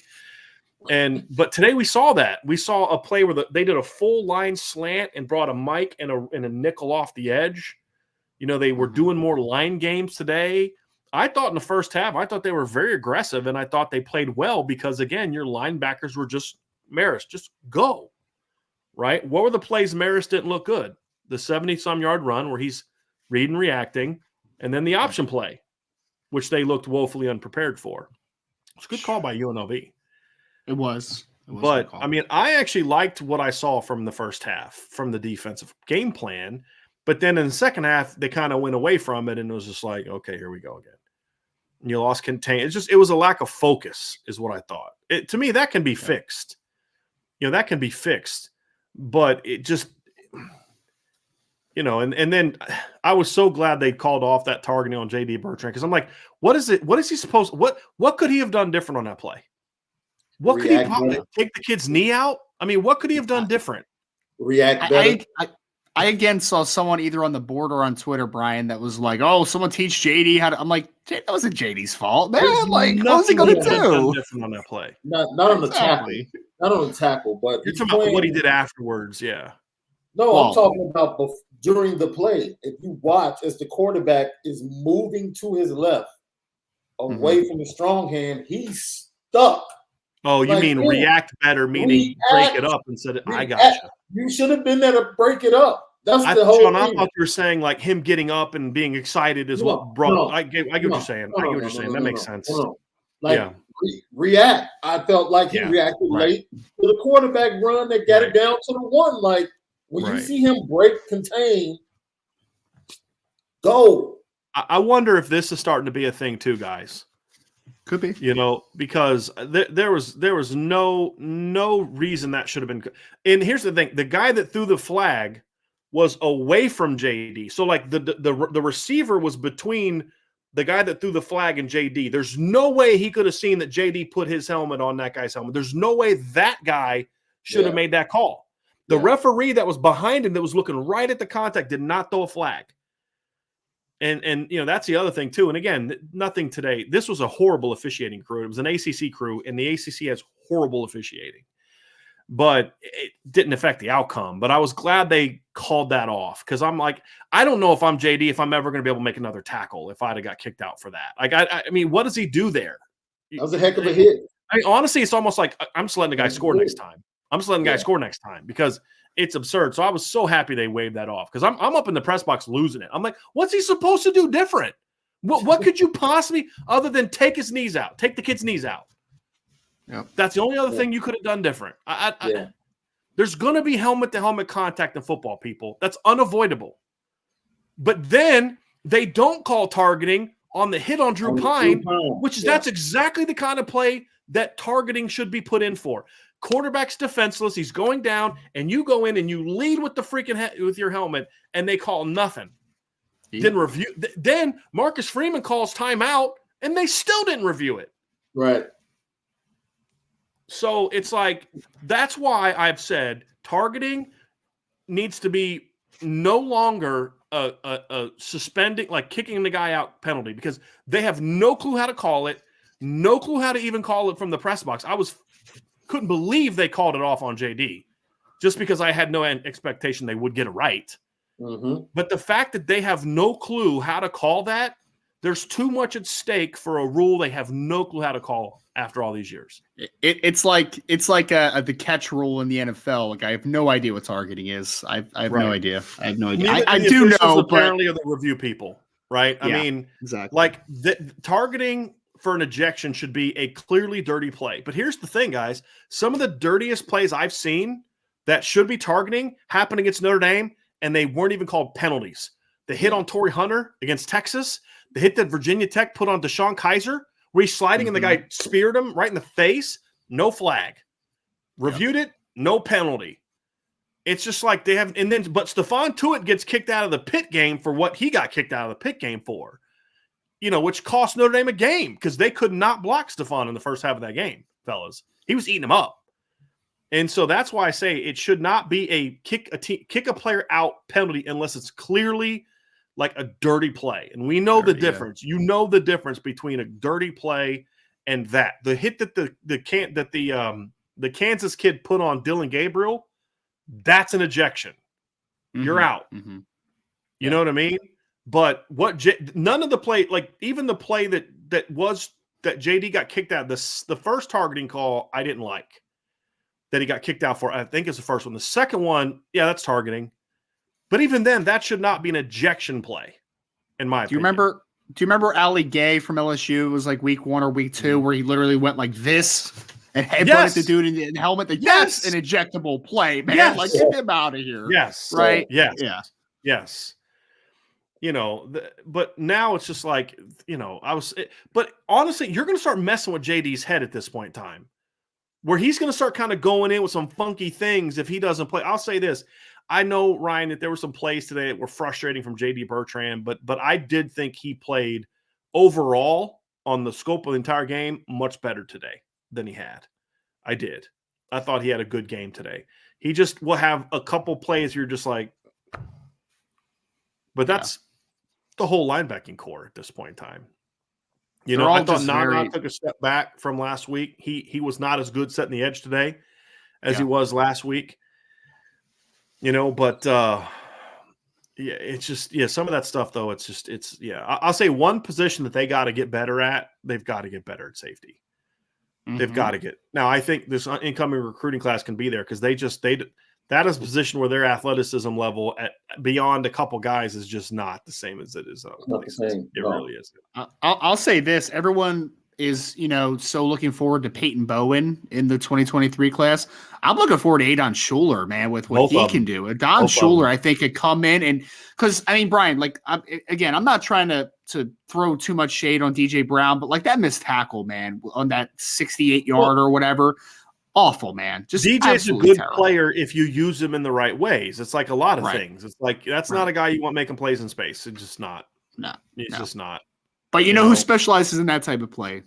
Adon Schuler. That is a guy that can make that play.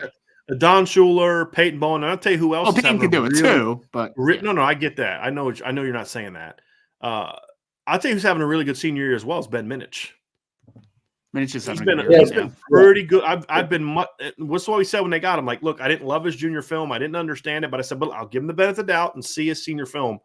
You see his senior film, you're like, okay, all right, I get it. Like that kid's a really good football player. And if that's your number 3 safety, okay, I feel a lot better about it. So, you talk about those 3 guys, and then you look at Micah Bell and Christian Gray, along with Benjamin Morrison and Jaden Mickey, who's been hurt. You're like, the future of the secondary is definitely looking up from an athleticism and talent standpoint. And I'm gonna tell you right now, there's no way Peyton Bowen isn't starting by middle of the year next year at the latest. No way. No way. Even if Brandon Joseph comes back. Just no way. So there is at least some positives there. Yeah. Well, I'm surprised if Drake Bowen is also starting pretty or Jaden Osborne. Goodness gracious. Yeah. We can't talk about a linebacker starting, guys. I got to talk about Jaden Osborne. Come on now. That's going to happen. Oh, man. So, fellas, I don't really know what else we can say other than just at this point in time, fellas, it's just like this is who they are. I'm going to keep talking about what they need to do to change and what they need to do. Ryan, our keys to the game, our matchups are still going to be this is what they better do. But I'd have no expectation. If you didn't change on offense this game, are you saving yourself for Syracuse? I could actually see them being that stupid. I could literally see them being that stupid that they're saving it for Syracuse and Clemson. Like, oh my gosh. Here's the thing. Schrader's hurt. He hurt his leg late in the game, right? Yeah. They lost at least 2 defensive backs to a defensive backfield that was already dealing with injuries. Yeah. So you're gonna face a depleted secondary, which is the strength of Syracuse's defense. Sean, I don't want to hear it, Sean. UNLV just had their starting quarterback out, their starting running back out. I don't want to hear it, Sean. Don't want to hear it. I'm just telling you all the things that are going to be facing Notre Dame or won't be facing Notre Dame. Yeah. And Notre Dame has the better roster, and it's still going to be a close game. Yeah. It's still gonna But be you know what, though, Sean? It would not shock me at all if Notre Dame goes on the road next week and just smacks Syracuse. Boat racism, yeah. It wouldn't shock me at all. They should. They should. But They like should. this is the game that you don't need to get motivated for. Like the North Carolina, I mean, guys, the second best team that they played this year after Ohio State, they beat the crap out of. Yeah. It should have been 62-17. Like they played better against 6-1 North Carolina than they did Stanford and Marshall and UNLV. And they'll be away. They'll be away from South Bend next weekend too. Drew so Pine's they'll good enough to rip up North Carolina, but he can't rip up UNLV. And I'm supposed to believe that's a player problem? Give me a break. Come on. Give me a break. He went 10 of 11 in the second half against Cal, probably the second best defense Notre Dame has played this year. But he can't complete 50% of his passes against UNLV. And I'm supposed to think that's because Drew Pine's just not good. Bull. I'm so sick of players getting thrown under the bus in this program, not by this head coach. But that's the culture that has been created by the previous head coach. Blame the players. Blame Drew Pine for why he's being asked to run an offense like that's more complex than the one CJ Stroud runs. Think about that. And when we say complex, it's not that they're running a million pass concepts. The complexity is how much he has to think about on these plays. Pre-snap, post-snap, all that kind of stuff. It's ridiculous. Is Drew Pine a great quarterback? No. I've said all along, I mean, Tyler Buchner was their best quarterback, and it wasn't close. Right? But they did the same thing with him. I was watching film. Remember that highlight thing that I put together before the season on the board? And I'm thinking, we never saw that Tyler Buchner in the 2 games he played this year. Never, ever. Nope. Ever. Because, again, they were doing the same thing with Tyler Buchner that they were doing with the other kids is they were asking him to do stuff. You're like, why are you asking Tyler Buchner to run that offense right now in his second career start? And then you're wondering why he's not sure of where to go with football. What are you doing? Frustrating. I can't wait for you guys to watch the film on this one. Oh, my gosh, yeah. Seems like I say that every week. Somebody asked about the red zone issues, and I'm going to have that be part of the thing. Offensively or defensively? Because they have red zone issues on both sides of the ball. Well, we know what's going on offense, but yeah. Defensively, they're giving up 81% touchdowns. That's second to last. Guys, I almost thought we were going to see something today. Remember during the week when I talked about the simple thing you need to do when there's no safety help, reduce the splits of your outside guy, Tobias Merriweather, and just throw a go route. And twice they lined up today with it reduced splits from your field outside guy, and it was Tobias. And then both times thinking, I might actually do something here. I mean, Nothing. Nothing. Can we give Tobias an actual chance in the end zone of that one? What was it, just like a drag across the end zone? Oh, yeah, he was open. He just threw him a freaking fastball. Yeah. Throw it soft and high. Let him go catch it. But you know what's going to happen. He's going to get blamed for that. And then there was a time where he had to go in motion, and you're going to blame him for that, but you're going to still keep trotting Lorenzo Styles out there week after week after week because trust issues, right? Break. It's ridiculous. Let's get to some super chats here, fellas, as we wrap this sucker up. If you want to, again, we don't really do a Q&A after this show, but we will answer super chats, and so we'll get to those now. Robert Jaworowski, thank you for the super chat, Robert. Nothing changed from Tommy. Where was Tobias? Play Angeli and new linebackers. I mean, look, I get where you're all coming from, but if J.D. Bertrand, Maris Luafau, and Jack Kaiser can't figure out the defense, do you really think a freshman is going to figure out the defense? Again, I know it's easy for us to point to the players and just say bench them, but you have to be able to This is what we criticize this week, fellas. Part of the problem at Notre Dame is I don't think they're good at diagnosing. They can look and see what the disease is. But it's kind of like going to a doctor and he doesn't know how to figure out why.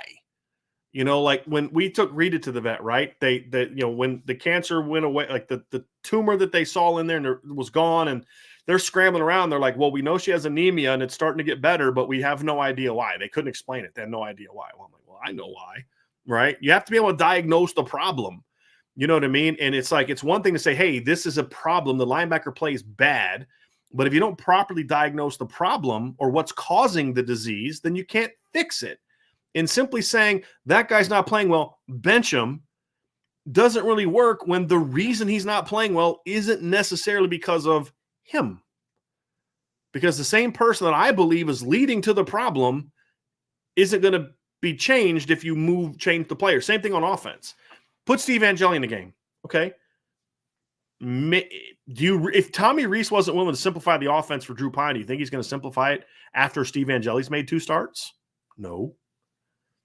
He's just going to keep doing the same thing over and over again. So what does that really do? What does that really accomplish? It doesn't accomplish anything. So I understand the angst. I do. But you should have just stopped after the first 4 words. Nothing changed with Tommy. That's the problem. Because switching out the quarterback. Now, you should have played Angeli today when Drew got rocked and you're up 30-7 and you're starting quarterback, your backup quarterback, who's now your starter because the previous guy got hurt. Why the freaking heck did you put him back in there?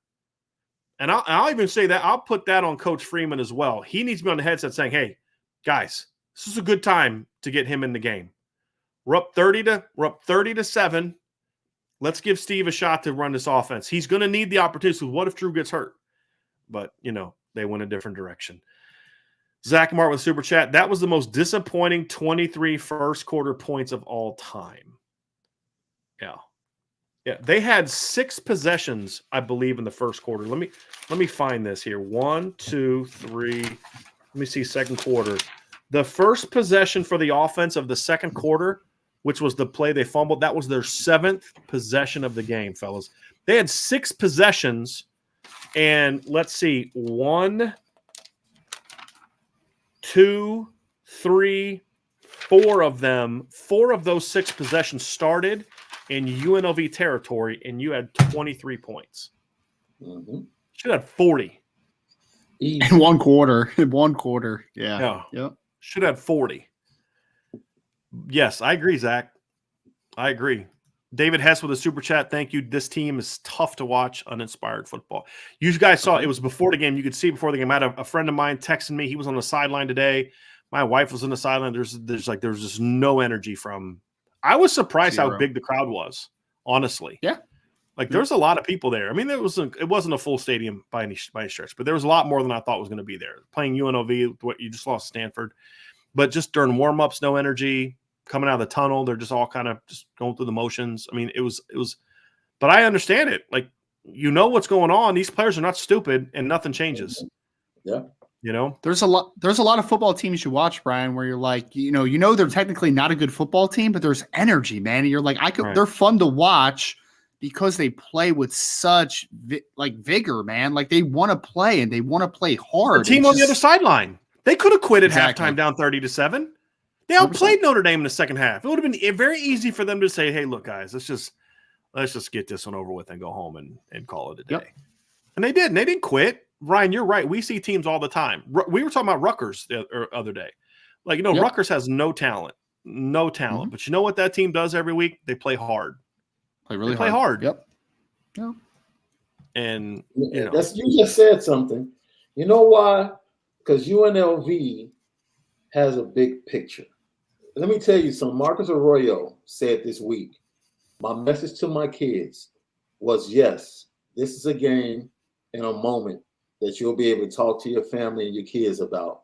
Playing in Notre Dame Stadium, great moment, going to the College Football Hall of Fame. But guess what? It'll be even better if you go in there and play well. Mm-hmm. He said about winning. He said, go in there and play well. And then because it's process driven. Because it's process driven. He knows he's building a program. He wants this to lead to something. When you have so many, when you operate the way you do, when it seems like favoritism is given to the upperclassmen, you muzzle the energy because the energy comes from youth. Youth is always the foundation of energy. The DBs got energy when their 2 freshmen were inserted. It's a reason why the DBs play with energy. Yep. Guess what? The energy of the offensive line are those 2 young tackles. Though that's the energy. Guess what else? Any young and anywhere you see youth on this roster being used, there's energy in that group. I guarantee it. You're not using your youth at linebacker. You're not using your youth on the defensive line. That's why you get inconsistent defensive line play, even though they've been better for the most part last couple of games. I think we've seen guys grow. We saw Chris Smith come on. We've seen Gabe come on. Riley Mills has just been playing good. You put him on the edge, you put him inside. He's been putting forth great effort. Isaiah Foskey, 3 sacks today, 2 block punts. It's like, where's that been? And it was good to see because, Sean, it would have been very easy for him to check out after last week. Season's over. You're 3-3. Yes. It's been very easy for Isaiah to check out. Very easy. And he did it. He did the exact opposite of that. Yeah. Now, but the strange thing is you would expect the energy to come from the leadership. Right. But no, energy comes from big picture. Right. Like UNLV had energy because they have a big picture view of this game that was given to them by their head coach. Go in here and play well. Yep. And they were driven by backups, not even their best players. Their quarterback is a big reason why they're 4-3 coming into this game. Because the player quarterback, they didn't have him. They didn't have him. Right. And this game would, I'm telling you right now, this game would have looked a lot different. Now Notre Dame would have won, but this game would have looked a lot different. Because the second half, what we saw, because when they put Harrison Bailey in, think about this. UNLV's third-string quarterback led them to 2 touchdowns in this game. Yeah. Mm-hmm. Yeah. Third string. Right. And he hurt him with his legs a little bit. And that's not Harrison Bailey's game at all. Not at all. The kid, the starter that they had, Frio, couldn't do that. But you know who could do that? Doug Brumfield. 100%. Right. And so, you caught a couple breaks in that regard. There's no doubt about it. There's no doubt about it. You have to be able to use your youth means so much to a program, man. It means so much. That's the energy you're looking for. But when your youth are not excited or they don't feel like they have anything to look forward to other than, we'll just wait until the off season and wait until next year. No. We talked about this when Brian stepped away. Like, you coach everyone as if they're playing on Saturday. Yeah. Everybody. They do not coach. This is a problem I've been told by a lot of people on defense. So there is no fix because you've got Jalen Sneed and Nolan Ziegler and Josh Burnham and all those. They're just running their own scout team, and they don't meet with the defensive coaches all week. It's crazy. So they're not getting coached up. They're not getting coached up. That's crazy. So you know, I mean, to the energy conversation, Sean. You know what the biggest disconnect I'm having with the coaching staff right now is that coming into the season, I didn't know what to expect from Marcus Freeman and the staff as far as how good of coaches they were. But you know what I expected? Expected there would be a lot of energy around the program. Yeah. I expected that, man. Because you talked about the youth thing, right? Marcus Freeman's a young guy. Tommy Reese is a young guy. There's a lot of youth on this coaching staff. Al Washington's an old guy. Where is the juice? I hear is even though he's young, he sucks a lot of that fun out of it in practice and how he treats people, how he talks to people. You know, who does that? Tommy. Oh, yeah, Sean. It's what you and I were talking about the other day. So, yeah. I mean, yep. Next super chat. You wouldn't get an invitation to my Christmas party. I know that. Yeah. Tyler, we talked about this earlier, but I did want to thank Tyler Evans again for that super chat. Mary Kay Queen, what are your thoughts on Tressel basically telling Freeman that progress isn't linear? Is Freeman taking that as stay the course?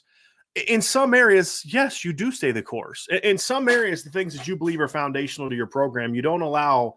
There's some things, Sean and Ryan, that are reactionary. Hey, this concept, this play, this certain thing isn't work. This drill, how we're structuring our practice, this isn't working. So let's adjust. There are other things that if you truly believe in it, you don't just toss it aside because you're 7 games in. And I think that's kind of that's the thing is what basically that's just another way of saying if you believe in the process and it's just not paying off yet, then trust the process, right? Yeah. Because you're going to go through periods where things don't work out or you're not going to be as good as you have been in past years. You don't just throw it all aside. That's what happens with coaches that you see get fired. They have a rough year and all of a sudden they just panic and make all these crazy moves, right? And then all of a sudden you're like, well, those made things worse. And so in some regard, I think there's nothing wrong with that because Coach Tressel's giving Marcus Freeman advice from a bigger picture standpoint. Don't overreact. You had a bad game. You don't walk in there and fire 80 of your coaches who didn't coach well. You don't completely change your offense. You don't throw your offense out and instill an air raid in week 7, right? Like there's just certain things you don't do, but that's not what we're asking for. None of that stuff, Mary, and it's a very good question, Mary, but that's not what we're calling for. We're not calling for massive overhaul of your philosophy. We're saying change your emphasis. That's what needs to be changed. We're not asking to do anything that we know that they don't have in the playbook. Nothing. Would never do that. I would never say, hey, look, I know that you guys don't run this play, but I saw Oklahoma do it, and it works on Madden. Great. So you should do this, right? I'm not doing that. I know you run this play. I've seen Notre Dame run this play. You should be focusing on this because this is your personnel. Yes, you may think that you're like you love duo and NFL teams love duo, but good God, run Chris Tyree on something besides an A-gap run, right? That's something that needs to change. That's something that Marcus Freeman needs to walk into the office and say, what the hell are we doing? What are we doing? Why is my 195-pound, 5'9", 4'3" running back being treated like he's like he's Audric Estime? What are we doing? What are we doing here, fellas? Why are you doing the same stuff? Derrick Henry runs outside more than Chris Tyree does. He really does. It's no exaggeration. No exaggeration. I mean, and my point is, if anyone was going to be used the way Chris Tyree was, it'd be him. But whatever. McKay Rippey with a super chat. Thank you very much. I think we've seen him before because he's got the Master Shifu thing in there, which I think is awesome. So I remember that. Is Tommy holding back plays for better teams instead of dropping the hammer in the current game, or is he just that bad? I think he's just that bad because otherwise we would have seen him used against Stanford and,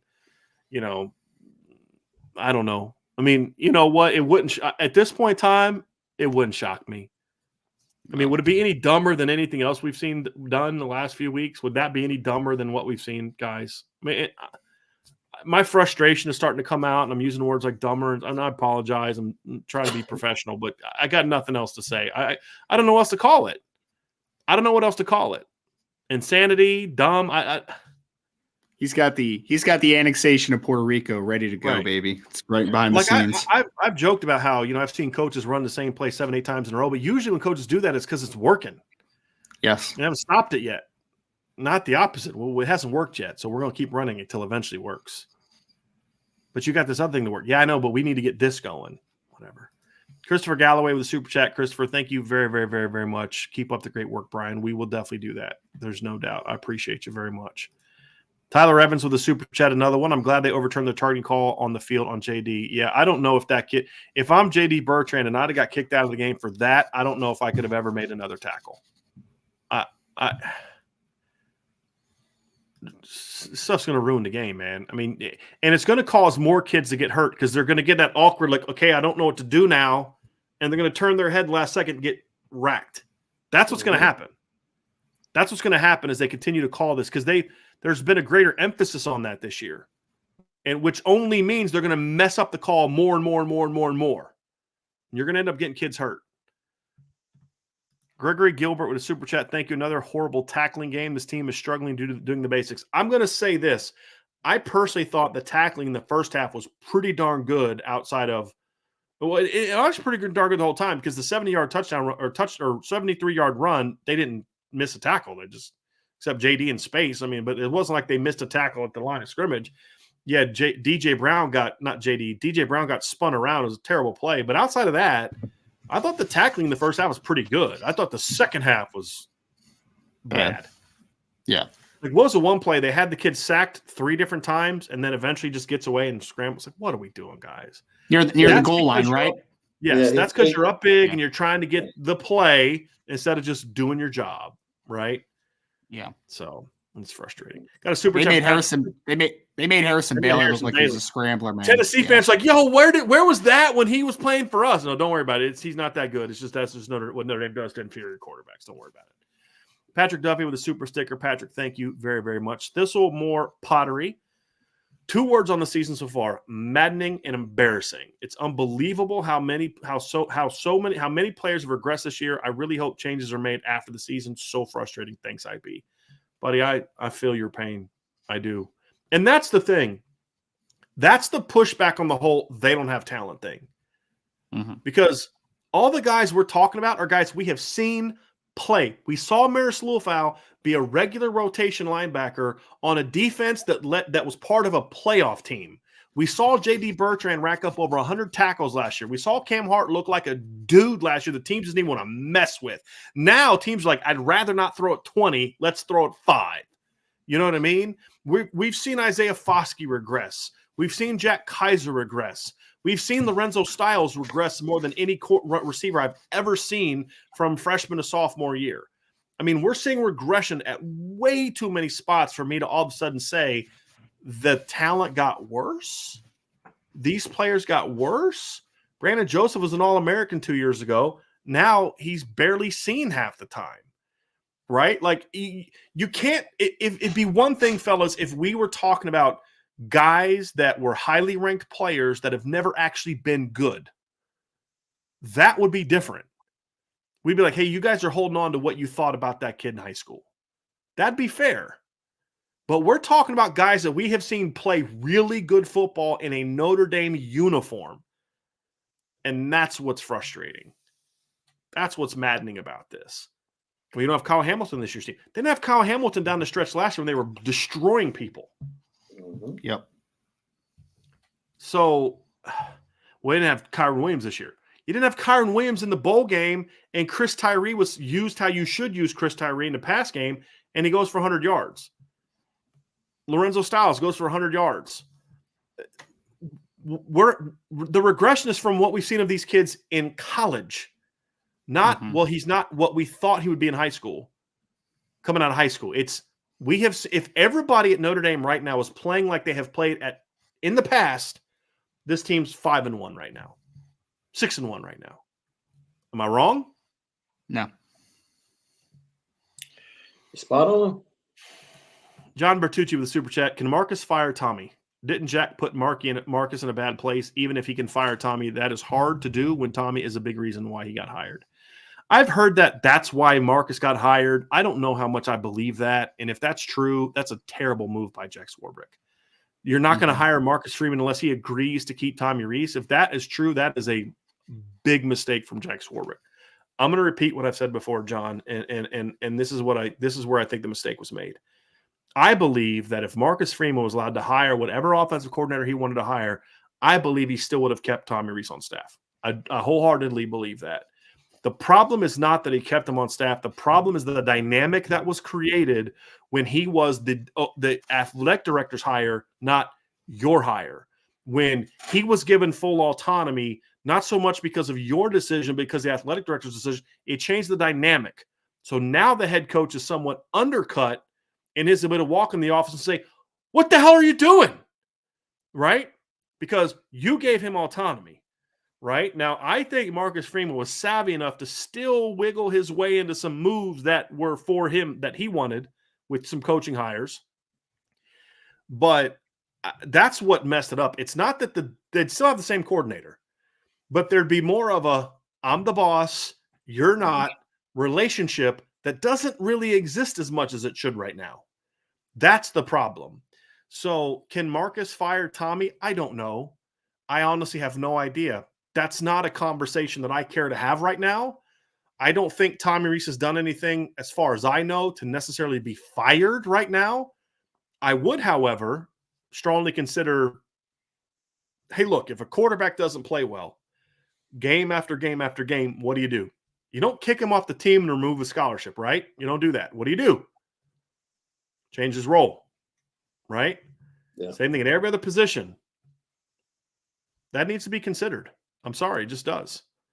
It does. And if he's not willing to do that, then right. But I'm not a fire everybody person. I don't think firing is always the answer, especially in the middle of a season. I don't. What does that do for the players if you just fire a guy? Okay, well, who's your quarterback's coach going to be now? Right? I'm busy. You know what I mean? I got stuff to do. You know what I'm saying? Like Gus Ragland. That's that's who it's going to be.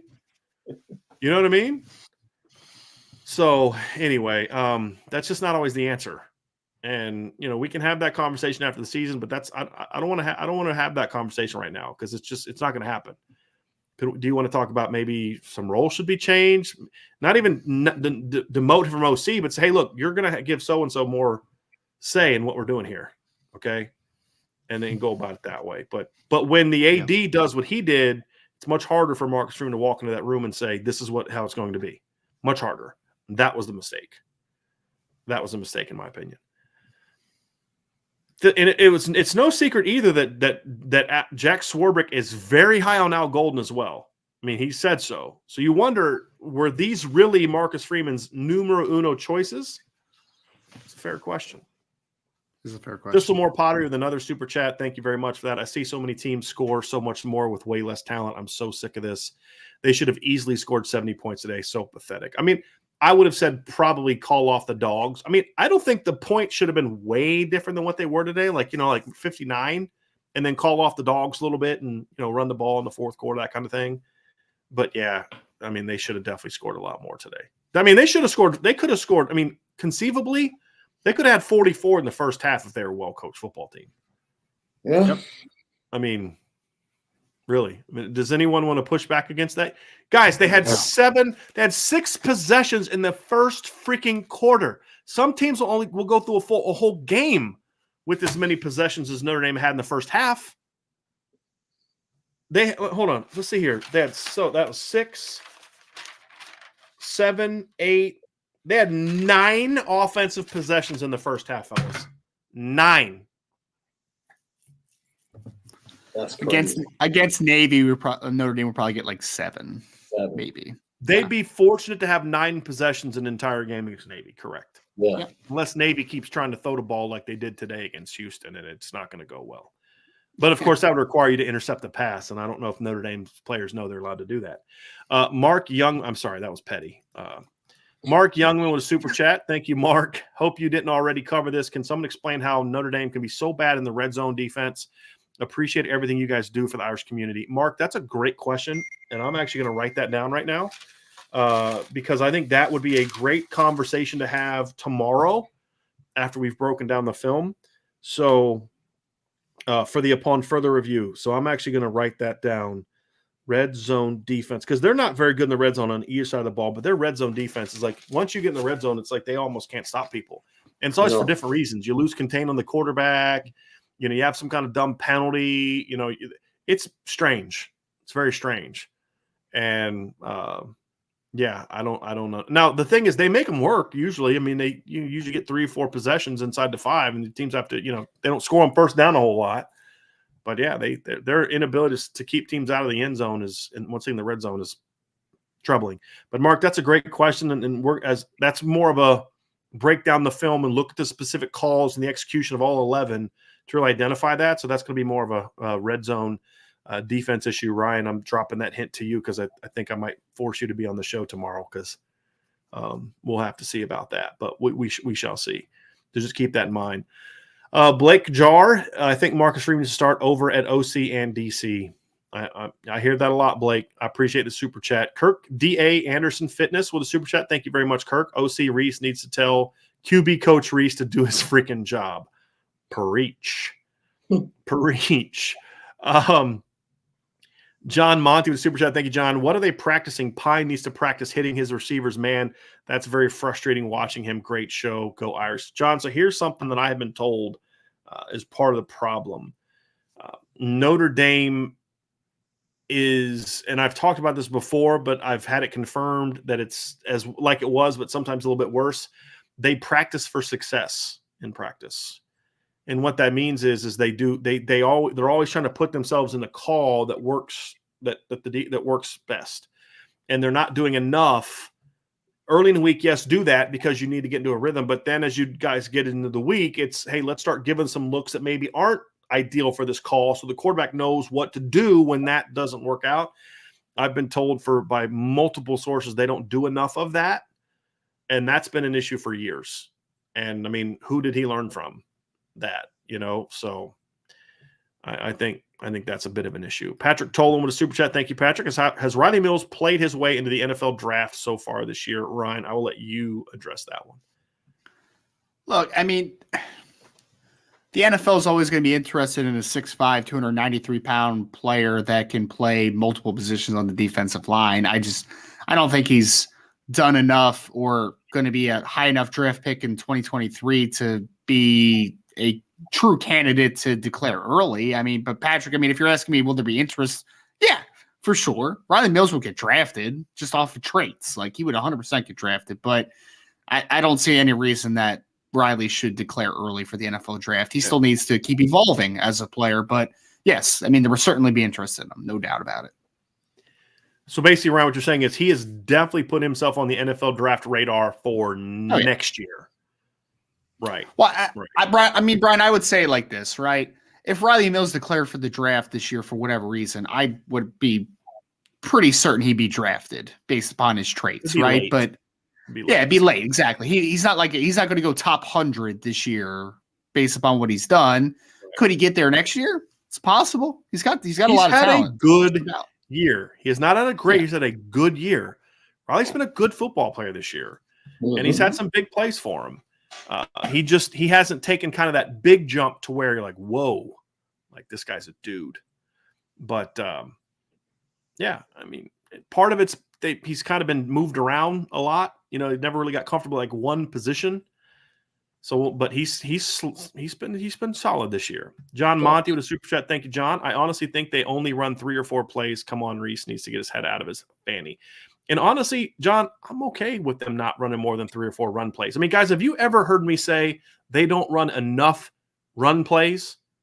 No, you've heard me say they don't have any diversity in what they do running the football.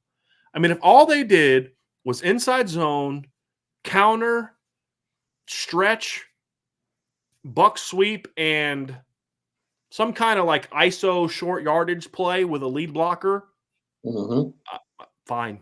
So you don't need a whole lot more than that, fellas. You really don't. Yeah. That's the beauty of running zone. You don't have to run zone and 9 other run concepts, because the beauty of zone is you can run it out of a million different looks, and the rules never change for the linemen or the backs. So, yeah. Tyler Binge with a super chat. So a head coach that wants coaches to treat people right and build relationships doesn't have coaches under him that does. That's a culture killer then. But again, what's he supposed to do? Fire 5 coaches in the middle of the season? We got to be realistic about what possibly can be done right now. And if you did go in and say to a coach, hey, you're done after this year, then what's his incentive to do what you want him to do? You know what I mean? So I'm not absolving Marcus Freeman. I'm just saying there are some things he can fix now and some things he can't fix now. He's got to focus on the things he can fix now. And I don't think he's doing enough of that, in my opinion. You guys disagree? I will say this to those that might think after one season it might be hard to make a decision. He wouldn't have to make a decision after one season. He has precedent going back to the previous regime. It's not like Tommy has been the OC just for 1 year. Right. He's been the OC. And you can go back and say, look, what we've seen over the previous 3 to 4, that's not good enough. I can't win a national title with that. Yeah. That's if you choose to make that decision, it's not going to be solely about this year. It's going to be about Coach Freeman taking a step back and looking over the totality of the job he's done in that position. You've had 6 years. Yeah. 6 years to build this position group up to be better than it is. Recruiting and quarterback room. That's what I'm talking about. Yeah. I'm talking about just the quarterback stuff alone.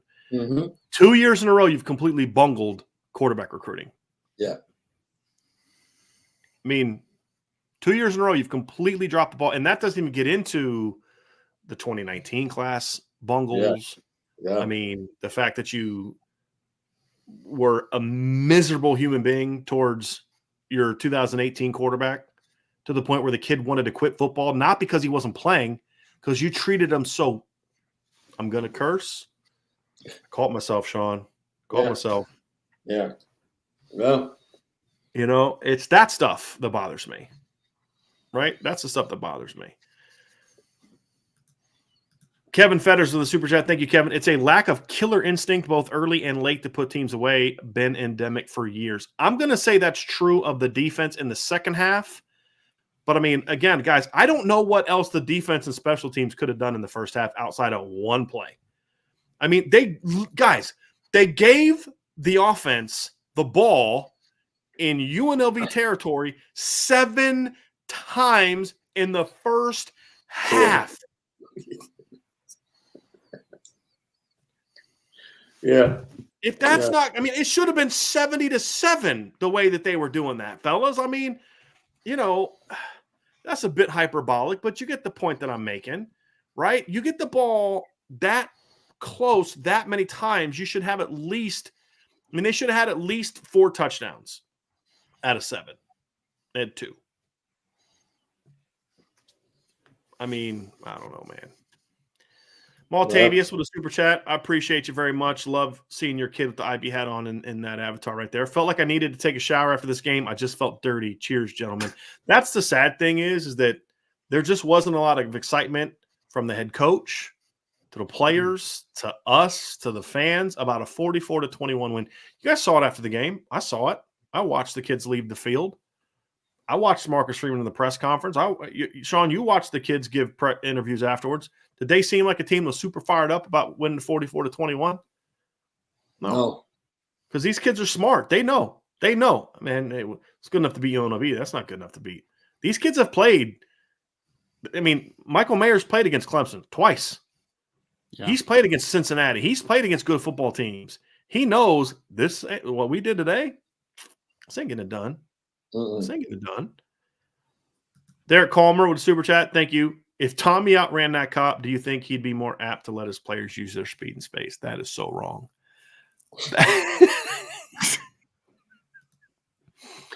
That is so messed up on so many levels. Crazy thing is, it's actually funny. It is funny. It's funny. It's funny. Oh my gosh. Oh man. It's very funny, actually. It's really, really funny. Yep. Ben Tarnowski asks, is there a story written about how the Reese Jerkovic thing went down? There was an article coming out of Boston this year before the season that had a little bit about that, but I also was very involved in that. In a lot of ways I can't really explain publicly, but I was made pretty well aware of what happened during that situation. And if I could say publicly some of the things that I was told by sources within the program about how that went down. Sounds like a nice book after you retire. There'd be people asking me, then honest question. Then people asking me, why did you support him to be the offensive coordinator this year? And it'd be fair. It'd be a fair criticism. I'm just being honest. Be a very fair criticism. And Sean knows the stuff. So he knows where I'm coming from. And that was, I think, part of the hesitation that Sean had. And I messed up. I should have been more skeptical. I was just so happy to be done with Brian Kelly. And that I was like, you know what? It's going to be good because he's not here anymore. And I should have stuck to my original guns on that one. That was a mistake. And I'm willing to admit that. I'm absolutely willing to admit that. You mean that people can take accountability for mistakes? I know, right? Wow. I know. Wow, it's crazy. I know. Imagine that. Josh Phillips, Reese's new nickname, A-Gap Tommy. You guys are on a roll tonight. Chief Brody went to the game today. Stadium was a snoozer. You know, and at times I'm critical of the Notre Dame fans. Like, I think that if you ask someone in front of you to sit down, unless you are, and I do not say this flippantly, unless you are in a situation where you are physically not able to stand, if you guys get where I'm coming from, I understand, you know, but they're positioned differently. If you ask someone to sit down during a football game, you should be asked to leave.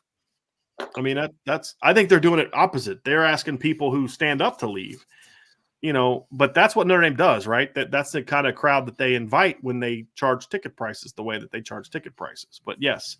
But honestly, outside of that, what was there to be fired up about today? You know what I mean? Like, I thought the crowd got pretty fired up on the block punts and some of that stuff. I thought they were pretty loud.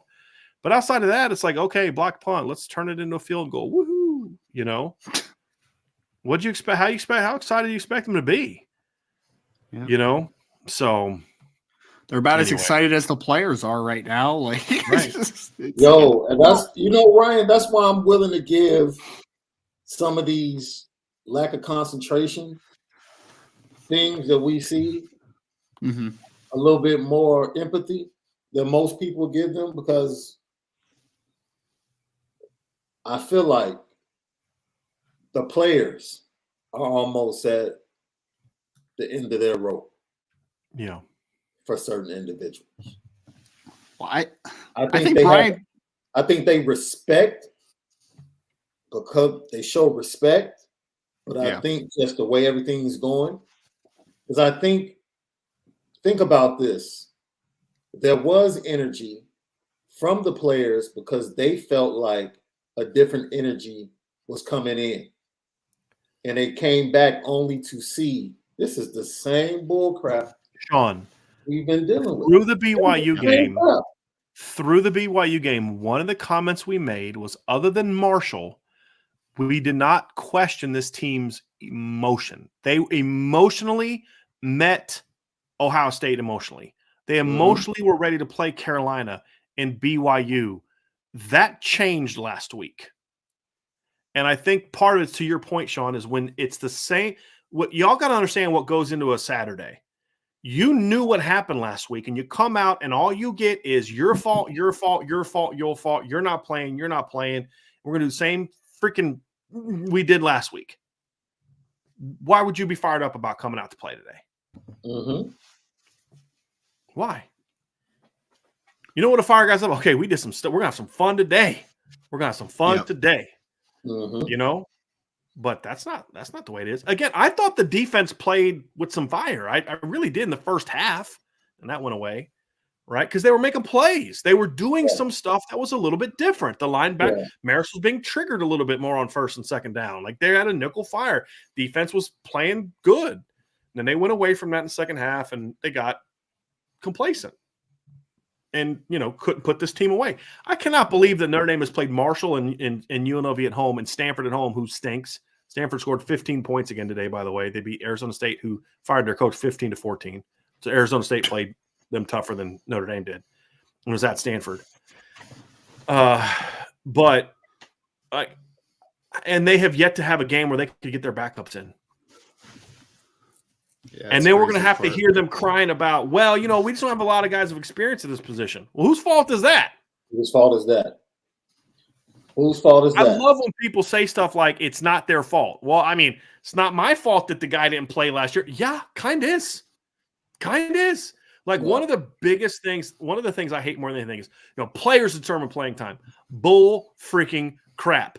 I never once in my time as a coach had a player come and say, "Hey, coach, I'm playing 30 snaps this weekend." No, you're not. I determine that. Coaches determine that. Well, what that means is, no, I know what it means. But in my time as a player, as a coach, following this, there's been plenty of kids who did everything they needed to do in practice and still didn't play. Right? Do you think Greer Martini and Niles Morgan didn't play over Joe Schmidt because they were jerking around in practice and not paying attention and not in the film room, not working hard? No. That wasn't an issue.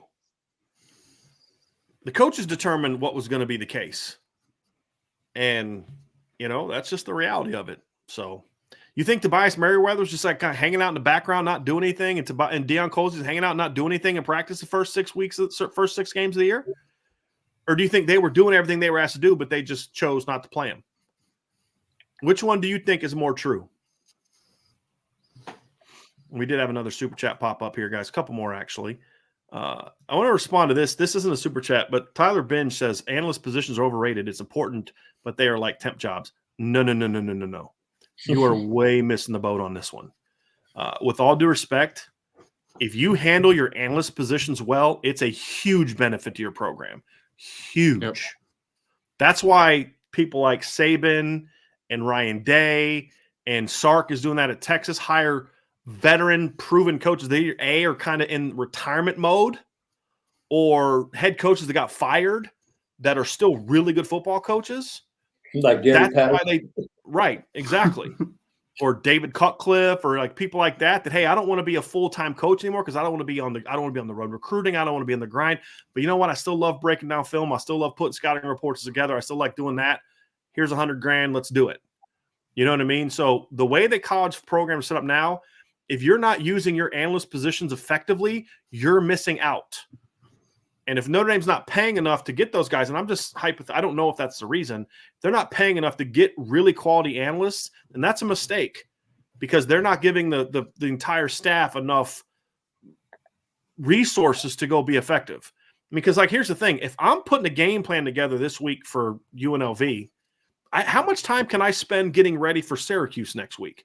Do you know what would be great? If I had two coaches that I trusted that knew the game that I could listen to and say, hey, this is your job. You're my advanced scouting guy. So when I sit down Sunday night to put the game plan together, I got my cut-ups, I got my scouting reports, I've got my tendencies, I've got my third down stuff from someone that I know, not from some GA who was playing college football last year, but from a coach that I know knows the game. Then that's going to give me a huge head start on going out there and doing my film prep and my work prep for that next week's game. Huge advantage. So I'm going to disagree with this, Tyler. I think analyst positions are incredibly important. Incredibly important. And if you're not using them correctly, then that's a problem. I'm not saying that's Notre Dame's issue. I'm just saying that's a problem. I mean, Notre Dame's hiring young guys as analysts, and some of them I hear a lot of good things about Tyler Mendelson. I don't know him personally, but I hear a lot of good things about him. I've heard a lot of good things about some GAs they've had in the past, Larry Black being one. I still have Notre Dame players and parents to talk about the job that they learned more under Larry Black as a GA than they've learned from any of their other D-line coaches. He's at Vanderbilt now. So, if you're hiring the right people, GAs and analysts are assets if you're doing it right. Yeah. But sometimes it can be a young guy. Sometimes it's some 24-year-old wicked smart kid who maybe just wasn't a great football player, but he's really smart.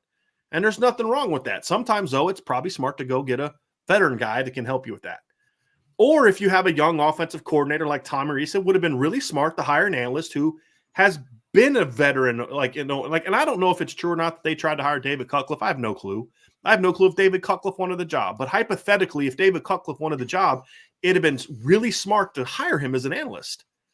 Oh, yeah. Because it's a great resource to just spitball off of and say, hey, look, man, I've been there. I've done this before. Right? And you definitely have a good quarterback coach on the staff then if you had David Cutcliffe. Well, so he wouldn't be coaching the quarterbacks, but he could give advice and help and tips. And, hey, here's something that really works. I had a kid – because here's what experience does. I had a kid who had that same issue about 25 years ago. And here's what I did. Here's what worked for me. Or here's what I did, and it made it worse. Well, don't do that. That's why experience. Why do you think coaches call other veteran coaches or guys they know and respect? You hear this all the time. Urban Meyer would go visit with Bill Belichick in the offseason and vice versa. Well, they weren't just hanging out drinking beers. I mean, I'm sure that's part of what they were doing, but they were two people that respected each other that they knew would challenge each other about things or give each other new ideas and new practices. And, hey, this is a great drill. I mean, some of the best things I ever got from coaches that I respected wasn't a scheme. It was a drill. Man, we're running this play, and I just can't get my backs to make this cut. Hey, you know what? We do this drill, and this is how we work on this. It's really worked for us from a technique standpoint. It's a great idea. And you implement the drill, not the scheme. You know the scheme, but you implement the drill. And that's why coaches should always be looking to be surrounded by as many smart people as possible, either on your staff or people in your Rolodex of people you can call when you're struggling. And I can't get this play going. Hey, man, send me some of your last game. Cool. Hey, I'm watching this. You guys are reducing your backside splits on this play, and it's a dead giveaway every time. I think about that because we've run it so much that I even think about that. But you give somebody who knows the game some fresh eyes, and they can do that. But if you have an analyst in that role where your only job, you have analysts do different things. Your job is to self-scout us and find out the things that if you were facing us, like if I was an offensive coordinator, I'll be honest with you, one of my analysts would be a former defensive coach. Because I would want him breaking me down every week. What are the things that we're doing that would be easy for you to defend or tendencies that you could pick up? And what are some things that we can do that you'd be like, man, I hope they don't use that guy that way. Why not do that? That's what I would want if I was. That would be one of my analyst positions. Would be a former defensive coach who would just be breaking us down as if he's preparing to stop us every week. And then talking to me about the thing. Hey, man, every time you guys run this G pull, your splits are 4 inches shorter. A good coach is. This coach may not figure it out. That coach may not figure it out. But you know who's going to figure it out? Nick Saban's going to figure it out, right? Jim Knowles is going to figure it out, right? Quiet Kowski's going to figure it out. You know what I mean, guys? Dave Aranda's going to figure it out. Jim Leonard's going to figure it out, right? And those are the games. Kirby Smart's definitely going to figure it out, right? That's what good coaches should be doing, surrounding yourself with as many good people as possible. And if you're afraid that someone may undermine your authority, that's your mental weakness, not theirs. That's not a them problem. That's a you problem. And that's my rant on analyst positions. That's also if someone has that type, because I saw someone say that's an ego thing. I think that's a lack of belief in yourself if you're afraid to have smart people around you. Really. Yes, 100%. Because if I really had an ego, I'm not worried about you. Exactly. If I had a fragile ego, you want to know 2 people I would not have hired? Them. Because I would want people to just agree with me all the time. But I don't want that. I've said that. How many times have I told you guys that? Don't just agree with me all the time. Right? But that's what you do. That's what good coaches do. If Urban Meyer had a fragile ego, do you think there's any chance in heck that he hires Ryan Day as his offensive coordinator? He hired a guy that's smarter than he is when it comes to offense. That's not easy to do. I disagree. That's not easy to do. Well, it's fine. I'm just right? playing. But do you get what I'm saying, though, guys? Yeah, you made it. That's what good coaches do. So yeah. So I just to talk about that, I think that was one of the important things that came out this week, right? That they have this position, has not been filled. How does that happen, Sean? Why? Why hasn't it been filled? And I'll say this. I've had the opportunity this year with everything that's happened, I've had people reach out to me to ask me. I'm not doing that, Derek. But I've had people reach out to me to ask me, yo, what's going on? I'm hearing this. I'm hearing that. And it's been one person at the center of the majority of those questions. Same here. So the word is getting out. And usually when you can't hire somebody to a certain position, it's either salary and benefits or I don't know if I want to take that position. Right. It's not an attractive position. Yeah. For certain reasons. And yeah, the word in a sense has gotten out. Yeah. Around college football. Like, yep. I'll just leave it at that. Yep. Last super chat from John the Falcon. Thank you, John, very much. This not coaching the defensive players, not on the 2 deep. Was this a practice under Coach Freeman, Coach Lee, or is this new in 2022? Look, you never coach your entire roster the same way once the season starts. You just can't spend enough time because you're down here with the first, the varsity defense and they're down on the scout team, right? But there are still things you do to be involved with them. Still making sure you coaching them up an individual and things like that. So you never fully coach the entire roster the same exact way once the season starts. But there's that, and then there's just not coaching them at all. And so that's why you're not going to see a change at linebacker, because the kids, the young linebackers would be woefully unprepared to go play football right now. woefully unprepared to go play football right Woefully. now. So it's never been this bad. Like, that's one of the things I used to praise Mike Elston for. He did a great job with that. And he really used his GAs to his advantage in that regard. Like, sometimes he'd have, like, especially have a GA that he trusted. Larry Black, I always use him as an example because it was even more so with him, is he would literally let Larry Black go work with the D tackles and Elston would just take the D ends, because then that allowed him to coach more kids because he's only on one position. Mm-hmm. And he would let him speak to players. Like Harry Heastan was like that. Obviously, has been like that at times with certain coaches, as GAs he's had, where he'll actually let them. He takes this side, and that guy takes that side, but that guy's working with the first teamers on the right side, and Harry's working with the first teamers on the left side, and the backups on the left side, and the backups on the right side are working with the other GA. Yeah, Mike Denbrock did that with Ryan Mahaffey. He had a GA when Denbrock was the OC. He had a GA that was a really good receivers coach. And so he would let Mahaffey speak to those players a way that, like, he was a position coach, which then allowed Denbrock to focus on his OC jobs. But the receivers were never lacking for coaching. And that's what good coaches do. Hire a guy that I can be really good. So sometimes I can't always be there. Hey, GA, I need you to watch film of the scout team this week. I want to see how Nolan Ziegler and Jalen Sneed are doing. mm-hmm. Right? And then, like, sometimes this is what we do. When I was coaching, you'd have coach, hey man, so-and-so had a great week of practice in there for us. So you call that kid, hey man, look, I just talked to the guys, watch your film. You had a great week of practice this week, man, on the scout team. Keep it up, buddy. Keep it up. None of that. Now, some positions that's happening, but like, it's not happening in a linebacker. I'm not hearing that about the D line. Like, that's a mistake, because that's when you lose kids, and you lose them mentally. You never know when you may need that kid. Get your linebackers a target waiting to happen, and then you're an injury away from needing those kids to play. So those are the things that Coach Freeman needs to see and adjust and fix. But that's not how it was under Marcus Freeman. The way the defense is run on a day-to-day basis is so different this year than it was under Marcus Freeman. Here's an example. Somebody I was told. I was talking to somebody real close to the program this week, and they said, here's a deal. Last year, when they would go to a game and something would not work, they said Coach Freeman would spend a whole next week in drills working on that thing that didn't work to fix it. Mm-hmm. And yeah, the scheme, he'd still focus on scheme and doing all that kind of stuff. He said, but he really focused on playing the game the right way. He goes, there's none of that this year. They just keep doing the same stuff over and over again.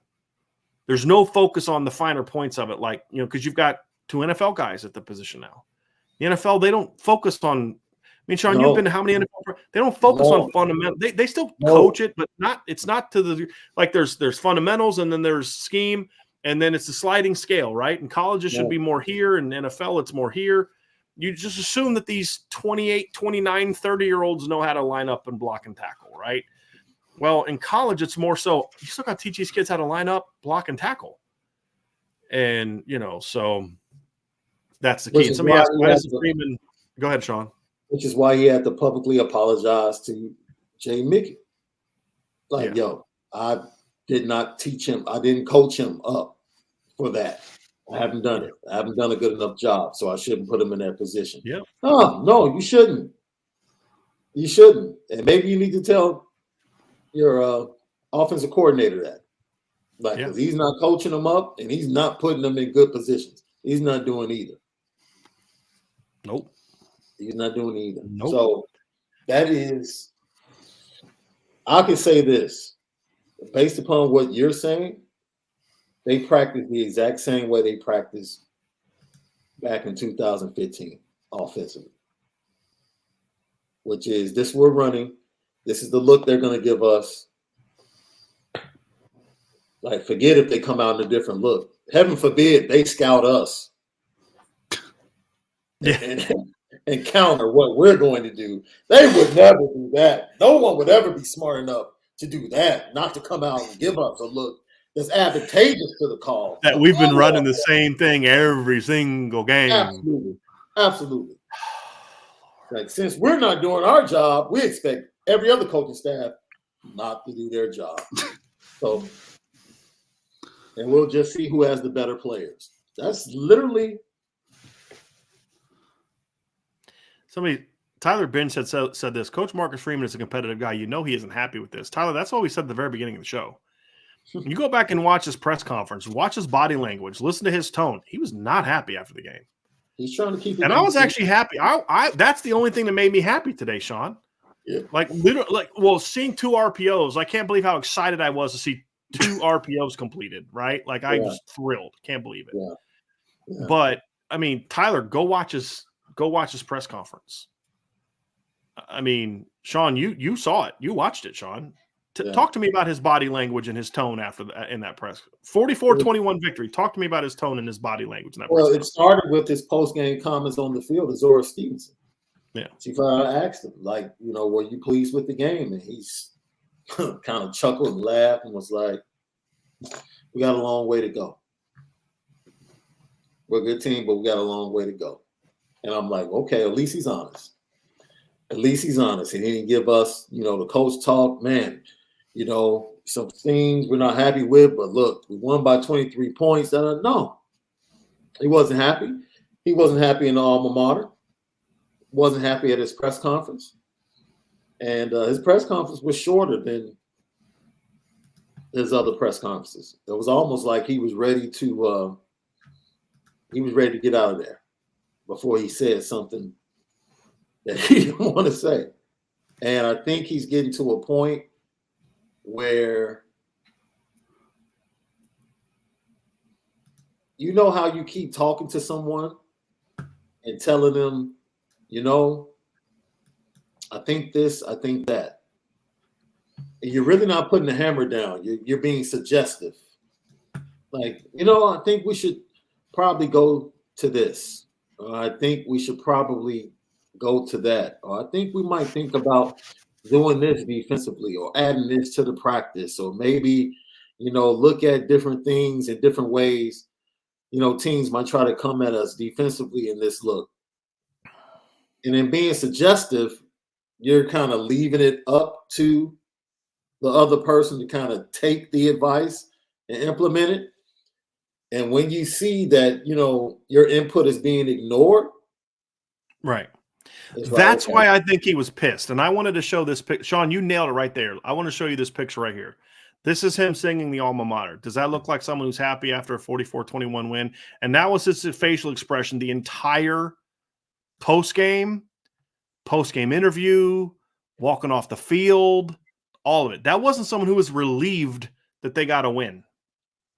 That was someone who's pissed that they didn't play to the level he expected. And it's also, somebody says, why doesn't he fix it?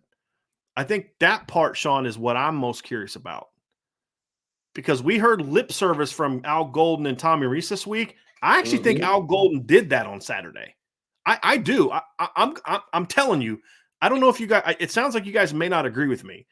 I actually thought the first half on defense, we saw change. We saw aggressiveness. We saw the linebackers shooting. We saw less doing a million different things. We saw less making a million checks. They were lined up. They were ready to go. They were ready to play. There were some mistakes made, right? Happens. Yeah. But outside of a couple mistakes, I thought they were dominant in the first half. We saw Foskey come out playing harder. We saw Maris Luafau, when he was being allowed to trigger, was effective. JD played better, not mistake-free, but a lot better. We saw them really attacking. It was what we kind of, he said, this is the challenge to us. Simplify things a little bit, be more aggressive. And then offensively, same old stuff. Same old stuff. Stuff that I was told this is what they're practicing this week. And I'm like, yeah, okay. Believe when I see it. Sure. Okay. And then you get to the game and it's this. And that's what I think is frustrating. This is my opinion. Yeah. It's my opinion. But that's why I think he was frustrated. Say, why doesn't he change it? He's trying. I think he's trying. There's just some things you can't change right now. But that was not the look of someone. You look at his face expression in the post-game press conference, guys.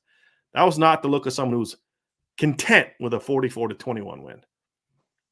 And I don't think it was just because they gave up a couple touchdowns late. I don't think that's why. It just, to me, my opinion, it looked, there's a lot more to it than that. There's a lot more to it than that. So am I reading too much into that, Sean? I mean, you watched the entire press conference. I didn't. I watched the first 4 or 5 minutes and had to leave. But I mean, am I missing the boat here with that? No. And is that why you said the whole being ignored thing? Is that kind of where you're coming from with that? No, I mean, you as a coach or as a parent or the boss, you suggest, you give ideas to people that work with you or under you, and you wait for them to implement it as they see fit. You give it to them in a form suggestively, so as not to be controlling in a sense, but hoping that they pick up on the fact that, things need to change. And I think that's his overriding mentality towards a lot of things. He understands what's going on in that red zone defensively. Like, we can talk about changes that are being made. He understands what's going on in that red zone defensively. You guys are going to talk about it tomorrow? He knows. He knows. And maybe there are certain things he's suggesting that he's still not seeing. And he's like, man, it might be coach-driven. It might be player-driven. I've never seen a quarterback juke somebody standing still. Never seen that until today. JD just ran right past him. I don't know. It wasn't even a juke. He just flew past the quarterback. It's just certain thing. And Marcus Freeman, after that play, was the most exacerbated I've ever seen. He literally took off his headset and just was like, you got to be kidding me. You have got to be kidding me. Like, when we get the opportunity to make a stop in the red zone, finally, this happens. And he's not even a scrambler.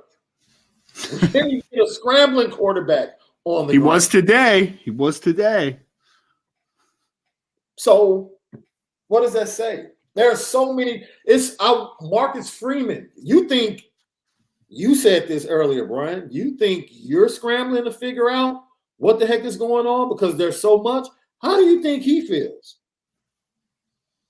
He's got a lot more on the line than I do. Oh, heck yeah. Yeah.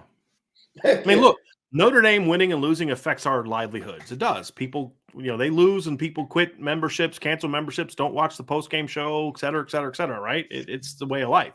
But there's still a lot more at stake for him than us by a million years. There's no question about it. And there's one thing, can we please stop talking about the whole Marcus Freeman doesn't know offense stuff? You cannot be a good defensive coordinator if you don't know offense. That's what you're trying to stop, offenses. How can you know how to stop inside zone if you don't understand inside zone? Can we please stop with that? Please. I never coached defense a day in my life, but I could break down your film and I knew exactly how to go at you because I understood your coverage structure. Could I go coach a cornerback how to play that coverage? No, I could not. I was an offensive coach.